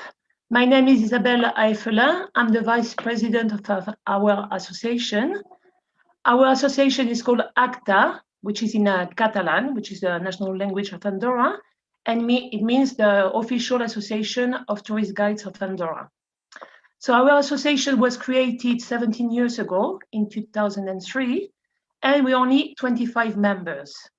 I don't know if you all know where Andorra is exactly. It's between France and Spain, so in the middle of the Pyrenees, and the only access to Andorra by 2 roads, from Spain or from France. So we don't have airports and we don't have train stations either. Okay, I think that's quite important, like a little bit of an island in the middle of the Pyrenees. The actual population of Andorra is about 77,000 inhabitants. 48% are Andorrans, they've got Andorran passport, and the rest of us are what we call residents. People immigrate in Andorra to work with tourism mainly. So 60% of our economy is tourism. So we used to be a farmer land, but little by little after the Second World War, tourists starting to arrive. And last year we received about 8 million visitors in Andorra. Now, mainly these people come for shopping, then for skiing. The ski season is very important here in Andorra, and nature, because we've got the mountains, and culture as well. So I should say that 80% of the active population of Andorra their job is directly related to tourism. So our association, we usually employed by incoming agencies. Now our season usually is from April till the end of November. And usually we are employed monthly by these agencies. Now, most of us, the employers pay our social security. Only very few of us are self-employed. Now, we also get work with the local tourism office, and we are recommended also by Andorra Tourism, which is the official site of Andorra. If you want to learn more about Andorra, if you look on the website, visit Andorra, and you get lots of information with that. And again, I'm sorry not to have put a PowerPoint as well. I was not really prepared for that. So we started here the COVID-19, 2nd of March. One lady was affected and unfortunately died from that. And just a few days later, on the 14th of March, we were all locked down. And the borders were closed. Only people with health problems had to go to the hospital in Barcelona or Toulouse could cross the border, or we could bring goods to us. Thanks God for that, because we don't really grow anything in Andorra, except tobacco. I don't know if you know about it. And all public establishments were closed. Only like basic stores, pharmacies, and petrol stations were open. So the border with France was open on the 1st of June, and the border with Spain was open on the 21st of June. So for 75 days, we didn't have any tourists at all. So Andorra went down to 20% of the normal economy. So what happened? People like most of us, because we are seasonal workers, we didn't have a job at all, and we didn't get help from the government either. Now people were employed for the first time in the history of Andorra, got economical help, just like in Spain. It's called ERTO, so the government helped to pay these employees, but it was not our case. We didn't, and because the borders were closed, we couldn't get work at all as tour guides. Now, what the Andorran government decided to do, and I think it's the first country to have done it, they started on the 27th of April, and they decided to test the whole population twice. So they ordered 150,000 tests, and we were all tested like this. Now, at the end of June, mid-June, we had 0 case in Andorra. We had 0 case. So the Andorran government promoted Andorra as a coronavirus-free country. And when the borders open again, we got lots of tourists actually. July, August, September, we got 2 million visitors over the summer. But unfortunately, because we mainly work with groups, all the groups were cancelled. We're coming with coaches mainly from France and Spain, because these are our normal clients. Now, we also get people from all over the world, but not as many as French people or Spanish people. So at the beginning of September, the second wave, like the rest of Europe, hit us again, same. And of course, the cases grew up very quickly. And now from the beginning, we were in public places, we had to wear a mask. And soon after, everywhere in the street, we had to wear a mask as well. Now, if you were going for mountain activities in the summer, it was not compulsory. So in September, when the children went back to school and all the teenagers, that's really when the second wave arrived in Andorra. So at the moment, at the present time, we're over 6,000, of cases, but active cases about 1,000. Now, during a time, Andorra was considered like a high-risk country, and some countries like UK, I think Switzerland as well, wouldn't recommend to people to come to Andorra. So what the government has decided to do, the Andorran government, they decided to test the whole population every week. It's free. We don't have to pay for anything, you know. And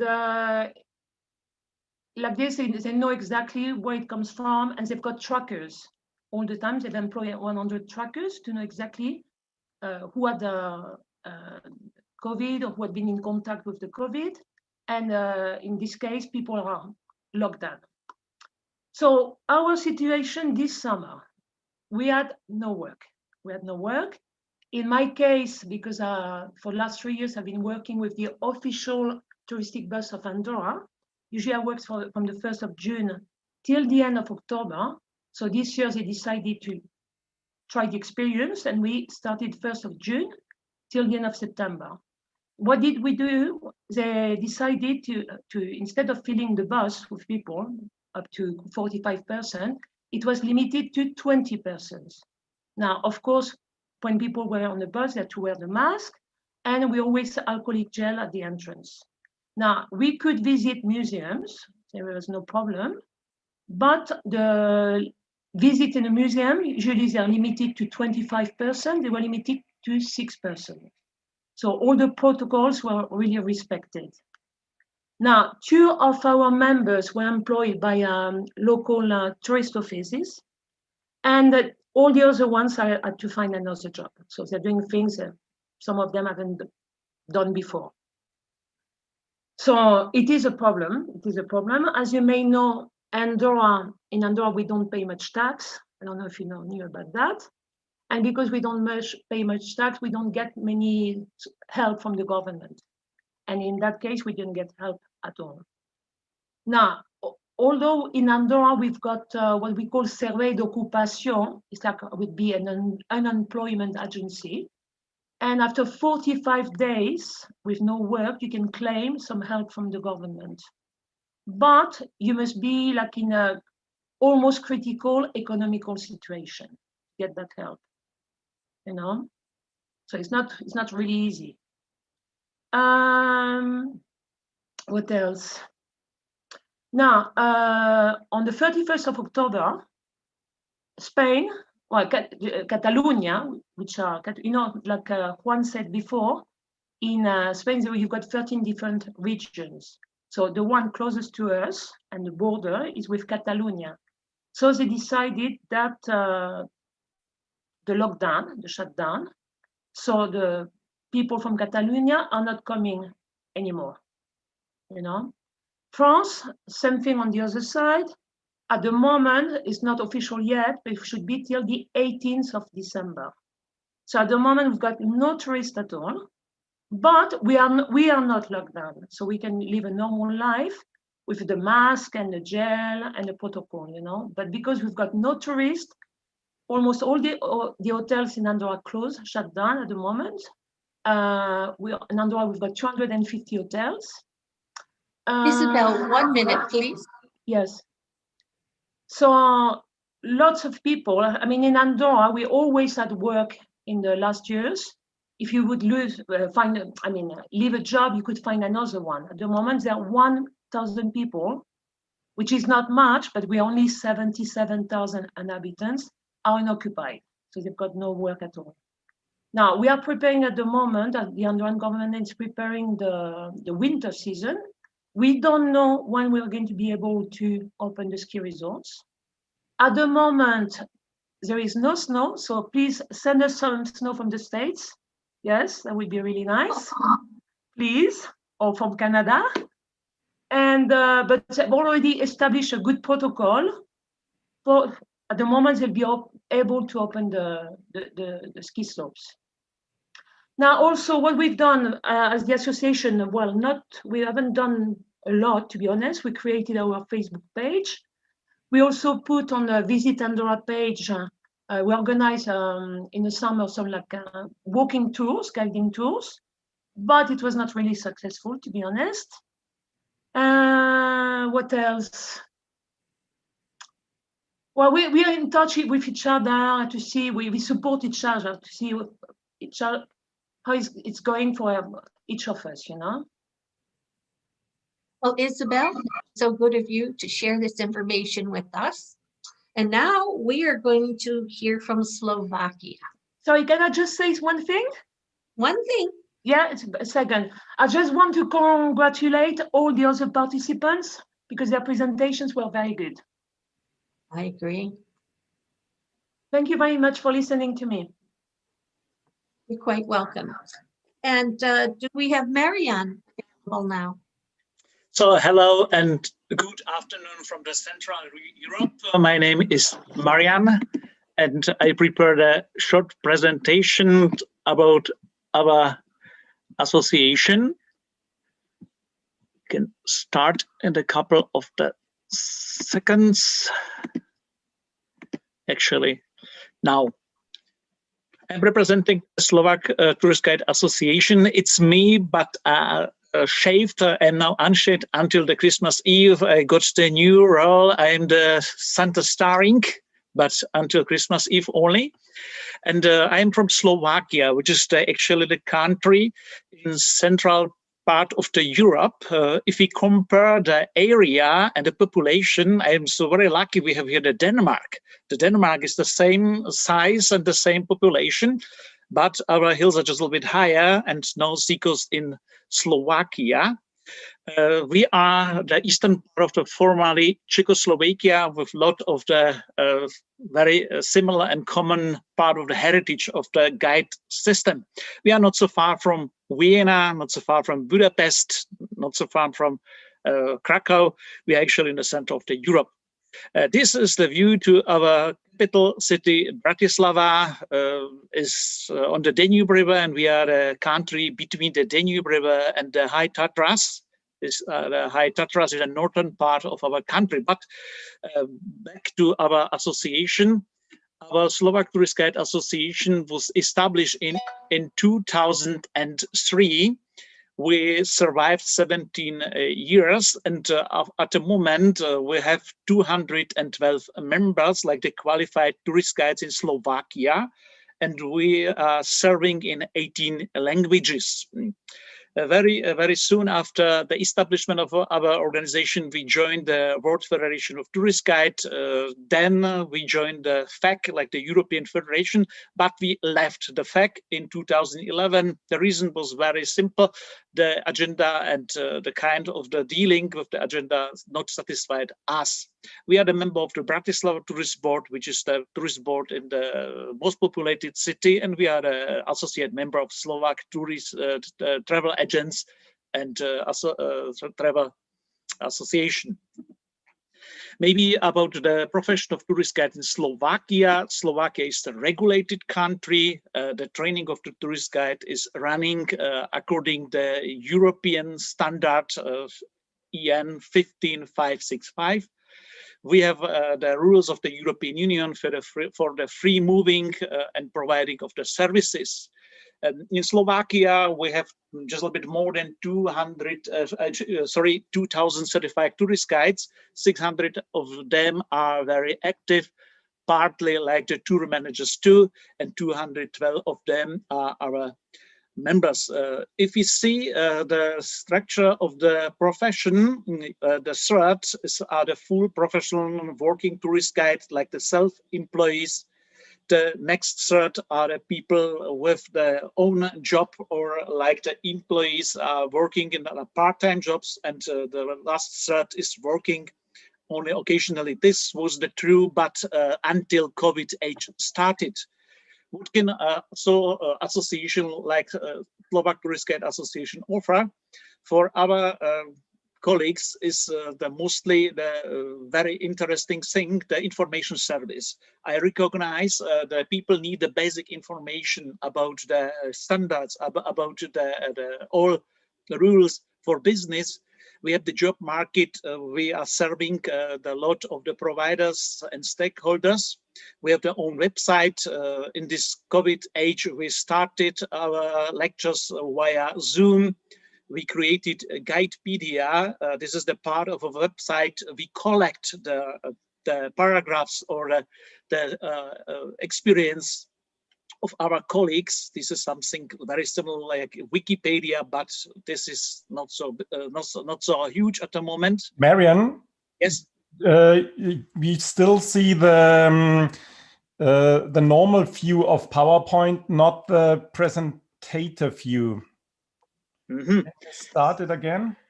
Yes, we saw it, or we... Just click at the button at full screen. Down to the right. Yeah, that. You saw the presentation, but not the full screen, just what we see now. Or can you start once again from the beginning? Or yeah, now that's better. It's better. Okay, so yeah. This is the view. I think the most important part was given in the facts. This is the view to our website in 4 languages. The next 4 are prepared for the future. This is maybe one of the very important and very often visited parts. This is the guide list. You can see the languages and all licenses and the certificates here. It's something like the business card of our members. And we started now in this year the strategy 2020-2030. What is this? Q&Q, qualified and qualification. We covered with this part of our website the very important thing. We check everything. The qualification of tourist guide it will be approved by our organization. We check the language certification, the business rules, the registration number, VAT numbers. And the very important thing is the people which get this label of the quality and qualification issued by our association must be dealing with the conduct, code of the conduct, and we have the permanent education system. What is an advantage? This is something for the tourist guides, like an advantage. It's for the consumer and for the clients, it can be the travel agents or travel agencies. We support traditional the International Tourist Guide Day in Slovakia in this year 17 times. In the whole history, we offered the tours in 20 cities around the whole country, near to 700 guides, and we served more than 25,000 visitors. We got in this year this UFO as the observation desk and restaurant on the new bridge in the capital city. If you go with the culture card, you can get only the elevator for the 50% discount, or except the 21st of February is always for all tourist guides with the badge completely for free. This is the contribution. We provided the free tours during the World Tourism Day. Yes, was possible in this year too. Maybe about the impact of the COVID age. Yes, the cancellation near to 90%, lockdown in Slovakia in 2 waves. We completely closed the country in March. The infection was in the Slovakia not so big. This finished in June, and then came really the season for the English-speaking guides. The season in Slovakia finished before it's really started, and we are now partly locked down, but now this was open with the beginning of the November. Why? The first weekend in November, mass testing. We tested during the 2 days from the population of 5 million, near to 4 million people. And in the case of this, we can find where are the problem areas. We understood that this year is the domestic market very important for us. Yes, we offered partly the tours for free for the locals, but we cannot substitute the income of the international tourism. Only in this case, if we can increase the consumption of the Slovak people 500 times, which is really not to do. But we provided the tours for free, like the part of the education campaign to present our profession. Health and safety policy, yes, we collaborated in this area with the travel agents and with the cruises.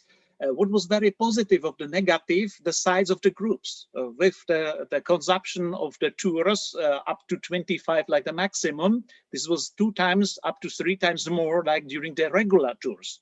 In the case of this was not so bad. Sanitize the hands, mask, and the social distance. Yes, this is this. Tourism in Slovakia is not so very important. These are near to 4% of the GDP, but the hospitality and tourism in Slovakia, 400,000 of employees. We recognize, unfortunately, until the November 1st, lost 1/3 of our tourist guides the mood to be the tourist guide more and move to the another profession. We supported our colleagues in Hungary during the flash mob in June and in Czech Republic. We must say the neighbor countries, their position is very, very bad. In Slovakia, we have the pomoc. This is the first aid in Slovak, and we have the government support. We have two kinds to take the money. The first one is from the Ministry of the Labor and Social Affairs. For the first 6 months was the consumption or the compensation for every of the self-employees, 540 euros per month. This finished on the September 30, but the good news, we started with the new structure of the same first 8+, and the tourist guides, I know our aim is to work. This is our pleasure. This is our thrill. But the new compensation from the government is near to 810 euros. Marian, you may have 1 more minute, please. Yes. And in the second wave, we have the 10% of the de minimis. In the case of this, it's very simple. You can take in the next 3 years, if your business sustainable, near to 10% of your total income. In the case of this, you can see is in 10, 70, and 20%. Now about the programs, yes, a very good example is the program covered by Sebastian, Danube, Moldavia. We applied for Erasmus together with our Czech and Hungarian colleagues for this. I think the world changed, and we must really change everything. We must be more active. We are not only in the waiting room, the networking, and we are preparing the restart for May 2021 with the new communication, experience exchange, and cooperation and management contribution promotion. And like area rep, I can see we have the very similar problem. And maybe I see the very good inspiration in the free tours, not in the kind of the providing, in the kind of the promotion and the marketing. We are maybe just a little bit overqualified. We need more soft skills, especially the modern techniques, and the pioneer of the modern techniques is our Sebastian. On which way? So we must have the vision, positive vision, and the target. So we must think big. We must ignore all naysayers and work hard, maybe harder like before, and not only take and give back. It's not from me, it's from Arnold Schwarzenegger. And with Hasta la Vista, baby, is the floor going back to our Esther. Well, thank you very much. That's your picture without the beard, yes? That we're seeing now? Yes, it's me. Oh, you decide to keep the beard now, or? No, until the Christmas Eve, I promise the neighbors I will be the Santa. Yes. Okay. Thank you again. And we will quickly move on to Moldova if they are available to speak to us now. Esther, Moldova are not with us, so we only have one more presentation from Ireland, from ATGI. So I'm not sure if you'd like to just give Sebastian an opportunity to put up the poll before we move on. Sebastian, would you like to do the poll with those participants online at the moment?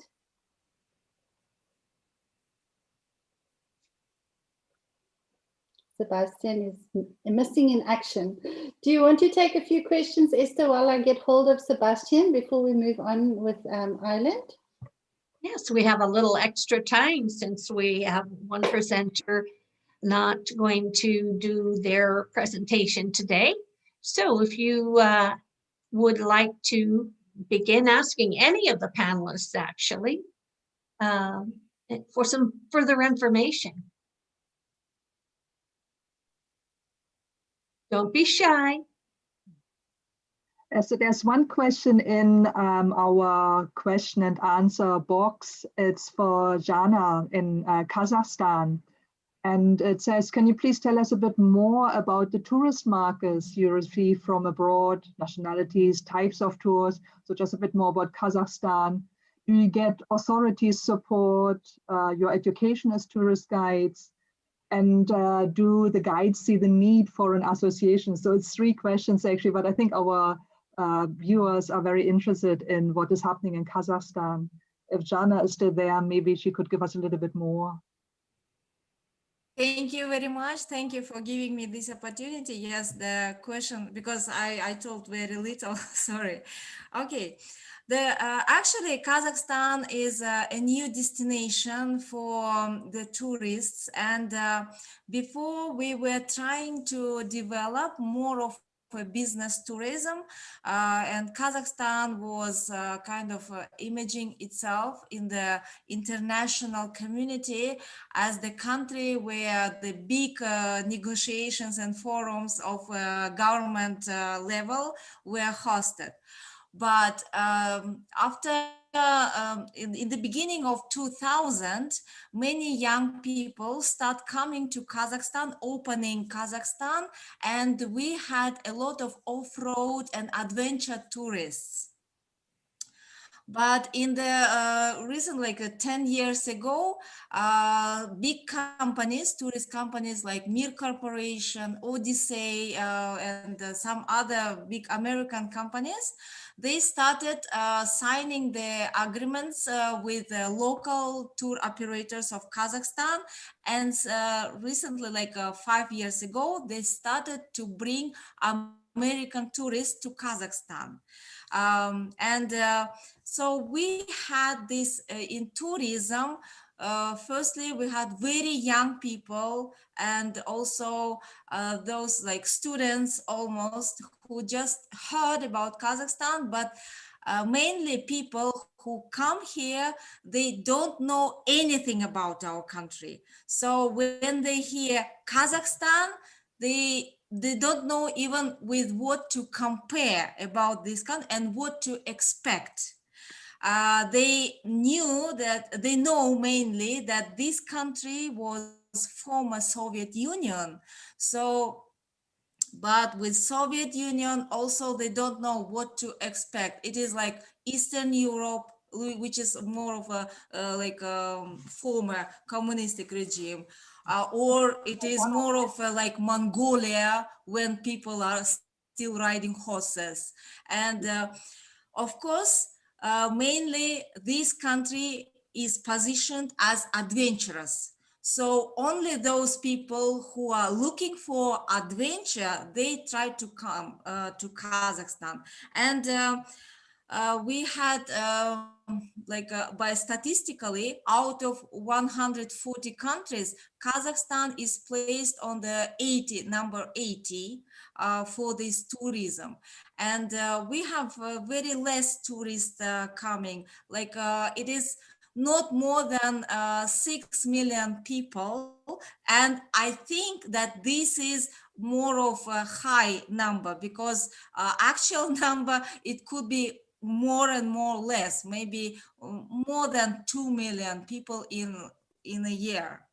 So, but with COVID, of course, we don't have any tourists, and also Kazakhstan is very large country, and unfortunately, logistically, we are not that much developed, because if we go from East Kazakhstan by train or by of course, by plane, it will take 4 hours, but by train, it will take 3 days to reach from one part to another part. So logistically, Kazakhstan is behind. And also for tourism, we are not that much well developed. But now government tried to finance this, try to develop for tourism, because of course they understood, the authorities understood that tourism is also can be a very big engine for economics. And with all these authorities, they tried to support tourist guides, because we have a big country, but we don't have guides. And of course, as we don't have these qualified guides, some other guys from neighboring countries, Uzbekistan, Kyrgyzstan, they started coming and they started taking this job as guides, because also Uzbekistan was a little bit more developed for tourism, because even during the Soviet time, Uzbekistan was kind of a touristic destination. In Kyrgyzstan also, like they have mountains and they have a similar landscape. So they also, we have also shared the similar history. So they also could work as guides. So that is why the association, we needed very badly to regulate all these activities and to how to support our local guides. And authorities, how do they also support? Like we have University of Tourism, and actually before, the tour guides, they needed to have a degree, 4 years bachelor's degree, to be a tour guide. But nowadays, time is very much fast, running fast, and we need to prepare guides, not wasting these 4 years, because that during the Soviet time, when we were preparing the guides, they were kind of multifunctional guides. They could work in museums, they could work in national parks, they could work in mountains. So kind of, but now we have very strictly divided. For mountains, it is mountaineering guides, instructors, we call them. Then we have museum guides, we have guides interpreters, and government tries also to regulate these courses, because not everyone can teach guides, but only accredited companies or accredited authorities. And we have the 6 months courses. So that's why when we joined, we opened this association, like all of us, it was a decision of all guides working in Kazakhstan, that we need our association, which will be separate, different from Kazakh Tourism Association, because before everything was regulated by Kazakh Tourism Association, which is of course more protecting the tour operators, tour agencies and hotels.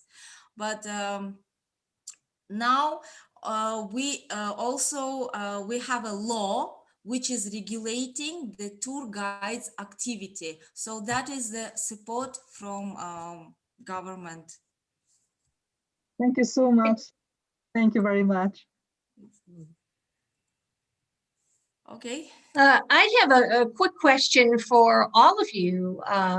Here in Chicago, we have a sizable Christmas market every year, which was canceled this year, and it's virtual. Somehow it's just not the same sitting home with your hot chocolate and looking at pictures of Christmas items to buy. So how did it go in, particularly in Europe with most of you? Were the Christmas markets, the major Christmas markets, mostly canceled? Well, we are going to have a Christmas market, but at the moment they're building it. In Andorra. I see. Yeah. Okay, so you are going to have it in Andorra. Any Yes. other place having their markets? Slovakia, after the long discussion, we cancelled the food and beverages zones and a few of the Christmas markets. The answer sounds yes, Christmas markets, but without food and without drinks. Only makes the sense. couple of them, yes, mostly are cancelled. And people will be wearing masks at these events. It's obligatory now in outdoor too, yeah. Outdoor too. Yeah, in Andorra, we have to wear it outdoor all the time, except the mountains. Okay.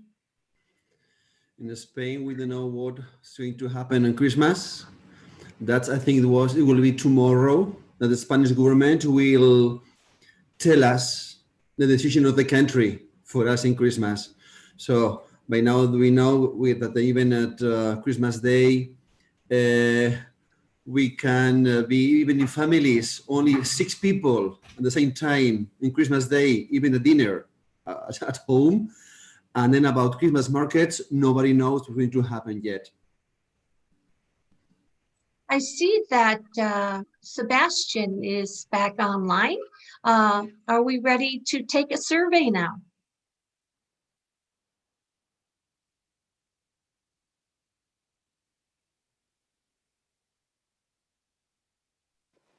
The survey, the poll is appearing on everybody's screen right now. So if all those who are watching could please participate in the survey. Only the attendees are able to, so presenters or panelists, if you wouldn't mind, you cannot unfortunately participate at this time, but if the attendees could please complete the poll. I see we are having some reactions to it. We have only had 20% people voting. Let's just see if we can have some more responses before we end it. Okay, we have 35% people taking part. So the 2 questions we have posed is, are you able to start guiding in your city or region? And then how much do you rely on guiding as an income? And let's just give a little bit more time, a couple of seconds. We've had half of the people participating complete it. And they're given a few options for their replies. Will these results be shared immediately, Alushka? Yes, everyone can see it, and I will share it now. Let's just give 5 more seconds. There we go. All right, so are you able to guide in your city and region? The majority people said yes, with rigorous limitations such as small groups and safety distance. And then coming in quite far behind, we have yes with small limitations such as mouth and nose protection. And then the second question is, how much do you rely on guiding as an income? The most answered one was full-time. It's the only income, was 38%, and 35% said full-time, more than 50% of my income. So those 2 are pretty close. And then we'll share these results as well when we share the videos of this recording. So thank you to everyone who participated in the poll, and this is quite useful for us to see as well. So Esther, I believe we have one more presentation from ATGI, and then we'll have time for questions amongst the presenters before we close for the day. Do we have Ireland ready with their presentation? Hello, Esther. Yes, indeed. I hope so. As long as I can manage to share this screen now. Let me just try.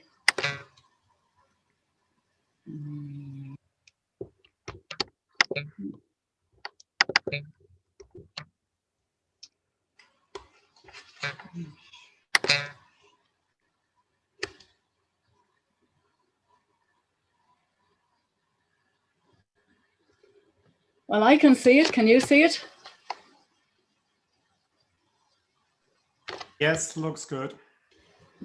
I can't see much at the moment, but anyway, that's my presentation. Good evening, everybody, and thank you so much for your patience, and thank you for accommodating me to present today instead of tomorrow. So I'm presenting the Approved Tourist Guides of Ireland, known as ATGI. I'm Maureen Ahern. I'm the Honorary President. I live in Cork. I am a Cork City guide, and I have been guiding for over 20 years. So I'm sure most of you know Ireland. Here it is, a very small island on the western extremity of Europe. And there are 2 jurisdictions, as you can see, 2 colours, Northern Ireland and the Republic of Ireland. But there is no border between them, and the island is marketed as an entire tourist destination, the island of Ireland. Now, in 2019, the Republic of Ireland welcomed almost 10 million visitors. Tourism is a huge industry to us. It's worth 9.2 billion to the Irish economy, and 1 in 10 people working in Ireland are employed in the sector. That, of course, would be in a normal year.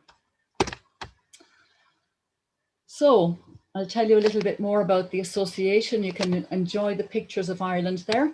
ATGI, in fact, goes back over 40 years. The original association was founded in 1976, so that's more than 44 years. We have today 479 members, and in fact these members are located all over the island of Ireland. Our member guides would do lots of different types of work. It might be city tours, walking tours, shore excursions, outdoor hiking, cycling, conference, incentive. So there's a very wide range of work there for people, and most of us specialise in a few things. Across our group, we have 21 languages in the portfolio. 40% of ATGI members speak 2 or more languages, because we have a very wide range of markets from all over the world as well. 65 of our members are chauffeur guides, which means they're allowed to drive private groups up to 7 people in an approved public service vehicle. And our qualifications can be either national, which covers the entire island, city, which would be Dublin or Cork, or regional, just different regions of Ireland. Transition's a little bit slow here. So the year 2020 began as normal. You know, we had no idea what was coming down the tracks. In January, we were doing our usual promotional work to try to drive more membership to the organisation. We have a members directory. There's a lot of work producing that. In February, our annual CPD, lectures, outings, and we do a familiarisation trip for our own members. Those things all happened, and March began with the expectation of a busy year and a prosperous season for everybody. This is what our directory looks like, the 2020 directory, full listing of all our members, their qualifications, their language skills, and this is distributed to the travel trade, to businesses in hard and soft copy format, and it's also a way of driving business to our booking system on our website. I couldn't resist showing you a picture of the familiarisation trip as well. This year we went to Ireland's hidden heartlands, the lake area, a wonderful experience, great fun, lots of water, and I don't just mean in the lakes. I'm finding the transition quite slow. I'm sorry, I'm not sure if I can do anything about this. Okay, so this was life up to March, and then we have what we might call D-Day.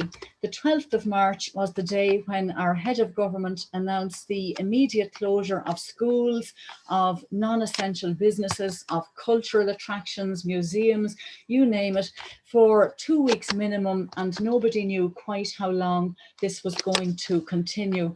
But what we were finding as guides was that the tours which should have been happening in March were cancelled in March but put out to June, rescheduled, but then tours booked for later in the season were not cancelled straight away. So we still had some hope. So what do you think started to happen to our beautiful, unspoilt island when people stopped travelling? We do depend, of course, we're an island. We need aeroplanes, we need ships to bring our people here. So from March, here's what happened. The collapse of tourism on the island, an estimated loss of 75% of business overall in the tourist industry, but guides lost 95% of their work. Why? Because guides depend on people coming from overseas. Hotels, pubs, restaurants, attractions, they will get Irish people coming, but Irish people don't generally book a tour guide. They download the free app. So what do? We have to survive. Cancellations are pouring in. Some guides have not worked since autumn 2019. Now, the Irish government did introduce weekly support payments on an emergency basis, €350 a week if somebody became unemployed as a result of this shutdown. The problem for guides was we didn't fit the official profile, if you like, of unemployed. Guides, in the thinking of the government, are classified as seasonal workers.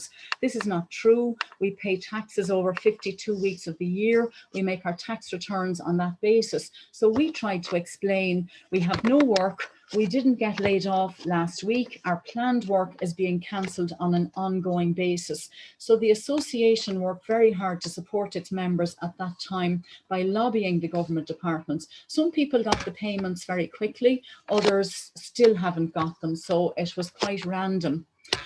As soon as the pandemic broke out, we started reaching out to our members on Zoom, because now people are locked at home, they're going mad, they're trying to educate their children, there's no school, it's all very difficult. So our members started sharing their expertise and experience with each other on Zoom. We had a series of online talks. It might be about a historical topic, the trees of Ireland, sculptures and monuments of Dublin, how to forage on the beach, all kinds of interesting topics. So we extended our own portfolios to inform our commentary. We did some training, offering virtual tours, learning to use audio apps, and each people were sharing experience with each other as to how this was working for them. We had a CPD session, observational skills for guides, because one of our own members did qualify as a FEG accredited trainer this year, that's Jessie MacDonald. And we also shared some business ideas, guides who learned how to get some local financial support and build their own website, for example. We had talks about taxation, insurance, practical business things as well. Sorry, Okay, one of our most important talks was on mental health, and we invited all tourist guides on the island of Ireland to that, not just our own members. So there would be more than 1,000 qualified guides on the island of Ireland, and we felt this was a very important topic because this crisis was affecting everybody. We were also delighted to avail of the lectures offered by the FEG trainers in accreditation. So this was another way to use our Wednesday mornings for a few weeks. And then because we decided to be more strategic, there was no work. People were still not traveling to Ireland. Our airlines are in a state of collapse. Our airports are in serious trouble. So ATCI decided to join the Irish Tourism Industry Confederation. Why was this? Because nobody was talking about guides. Everyone was talking about accommodation, visitor attractions, all of the sectors that people think make up the tourism industry. We were saying guides are the most important cog in the wheel.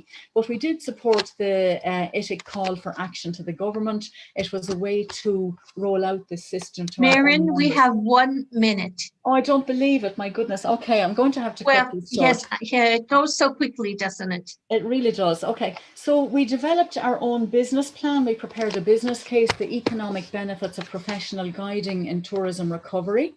And I did have the opportunity to present this to the Tourism Recovery Task Force, which was appointed by the Irish government in July. So what I'll do is I'll flick through a few of these now. But what we did was we made the case that guides need more support. Some of our members worked hard to research and test the various audio apps so we could do social distancing, you know, when we got back to work again. An exchange of ideas forum led to some new initiatives. GuideFest, What's the Story, was aiming at Irish people to try to get them out to use a live guide. This had to be postponed because, as I talk to you now, we're back to 5 kilometres, stay at home, nobody's allowed out. So that has been postponed until the new year, but hopefully it will happen very soon. We engaged with the National Tourism Authority and we're signing up to the Safety Charter because that does give confidence to people who are very worried about their own safety. Our sustainability policy, we did have support from the Irish government. So our Minister for Tourism, in fact, has announced she will shortly appoint an oversight group which will monitor the implementation of the recovery plan. She also officially opened the AFCI AGM on the 21st of November, Minister Catherine Martin TD. So we do feel we've made some progress by lobbying the government and joining ITIC rather than just shouting on public radio or something like that. So what happens next? I'm sure you're going to stop me. You can read the slide, but I do believe some good things have come out of this, because we had to rethink. It wasn't perfect the way it was. We had overcrowding, we had some difficulties like that. So we have to be ready for the new tourism in Ireland. I think it will be a better experience because there'll be maybe less mileage, more stops, more time, smaller groups, a much better experience, and we shall be ready by adapting and upskilling. I'm really sorry if I went over the time. No, you did not. That was perfect timing. Okay. And thank you very much for sharing that information with us. Not at all, you're welcome. Before I make some closing remarks, I want to check with Viola and Alushka whether they have some additional questions still in the chat box, and if it will be okay if we run, say, 2 minutes over our time. Thank you, Esther. I think you can do the closing remarks and wrap up. We have reached our time limit, and any additional questions we will address in email, and our presenters are also available if our members have any further queries. Well, WFTGA thanks the presenters and the technicians who made this possible. I think that thank you isn't quite enough. Shall we all give a round of applause to the presenters? Oh. Thank you, and good evening or good morning, as the case may be. Hope to see you around again soon. Thank you, Esther, and just thank you to Sebastian and the technical team. We appreciate your support behind the scenes, and as well to all the presenters. And just a reminder to everyone to please register to attend tomorrow. We have a different group of associations from across the globe, and we look forward to what they have to present. And to our presenters, thank you. You all offered the most amazing advice and inspiration. And I really think we're walking away today again with a lot of informative and really stuff that makes us proud to be part of this family across the globe. So from the tourist guides everywhere, thank you very much, and thank you to all. Thank you, Sebastian. Thank you. Bye-bye. Bye-bye.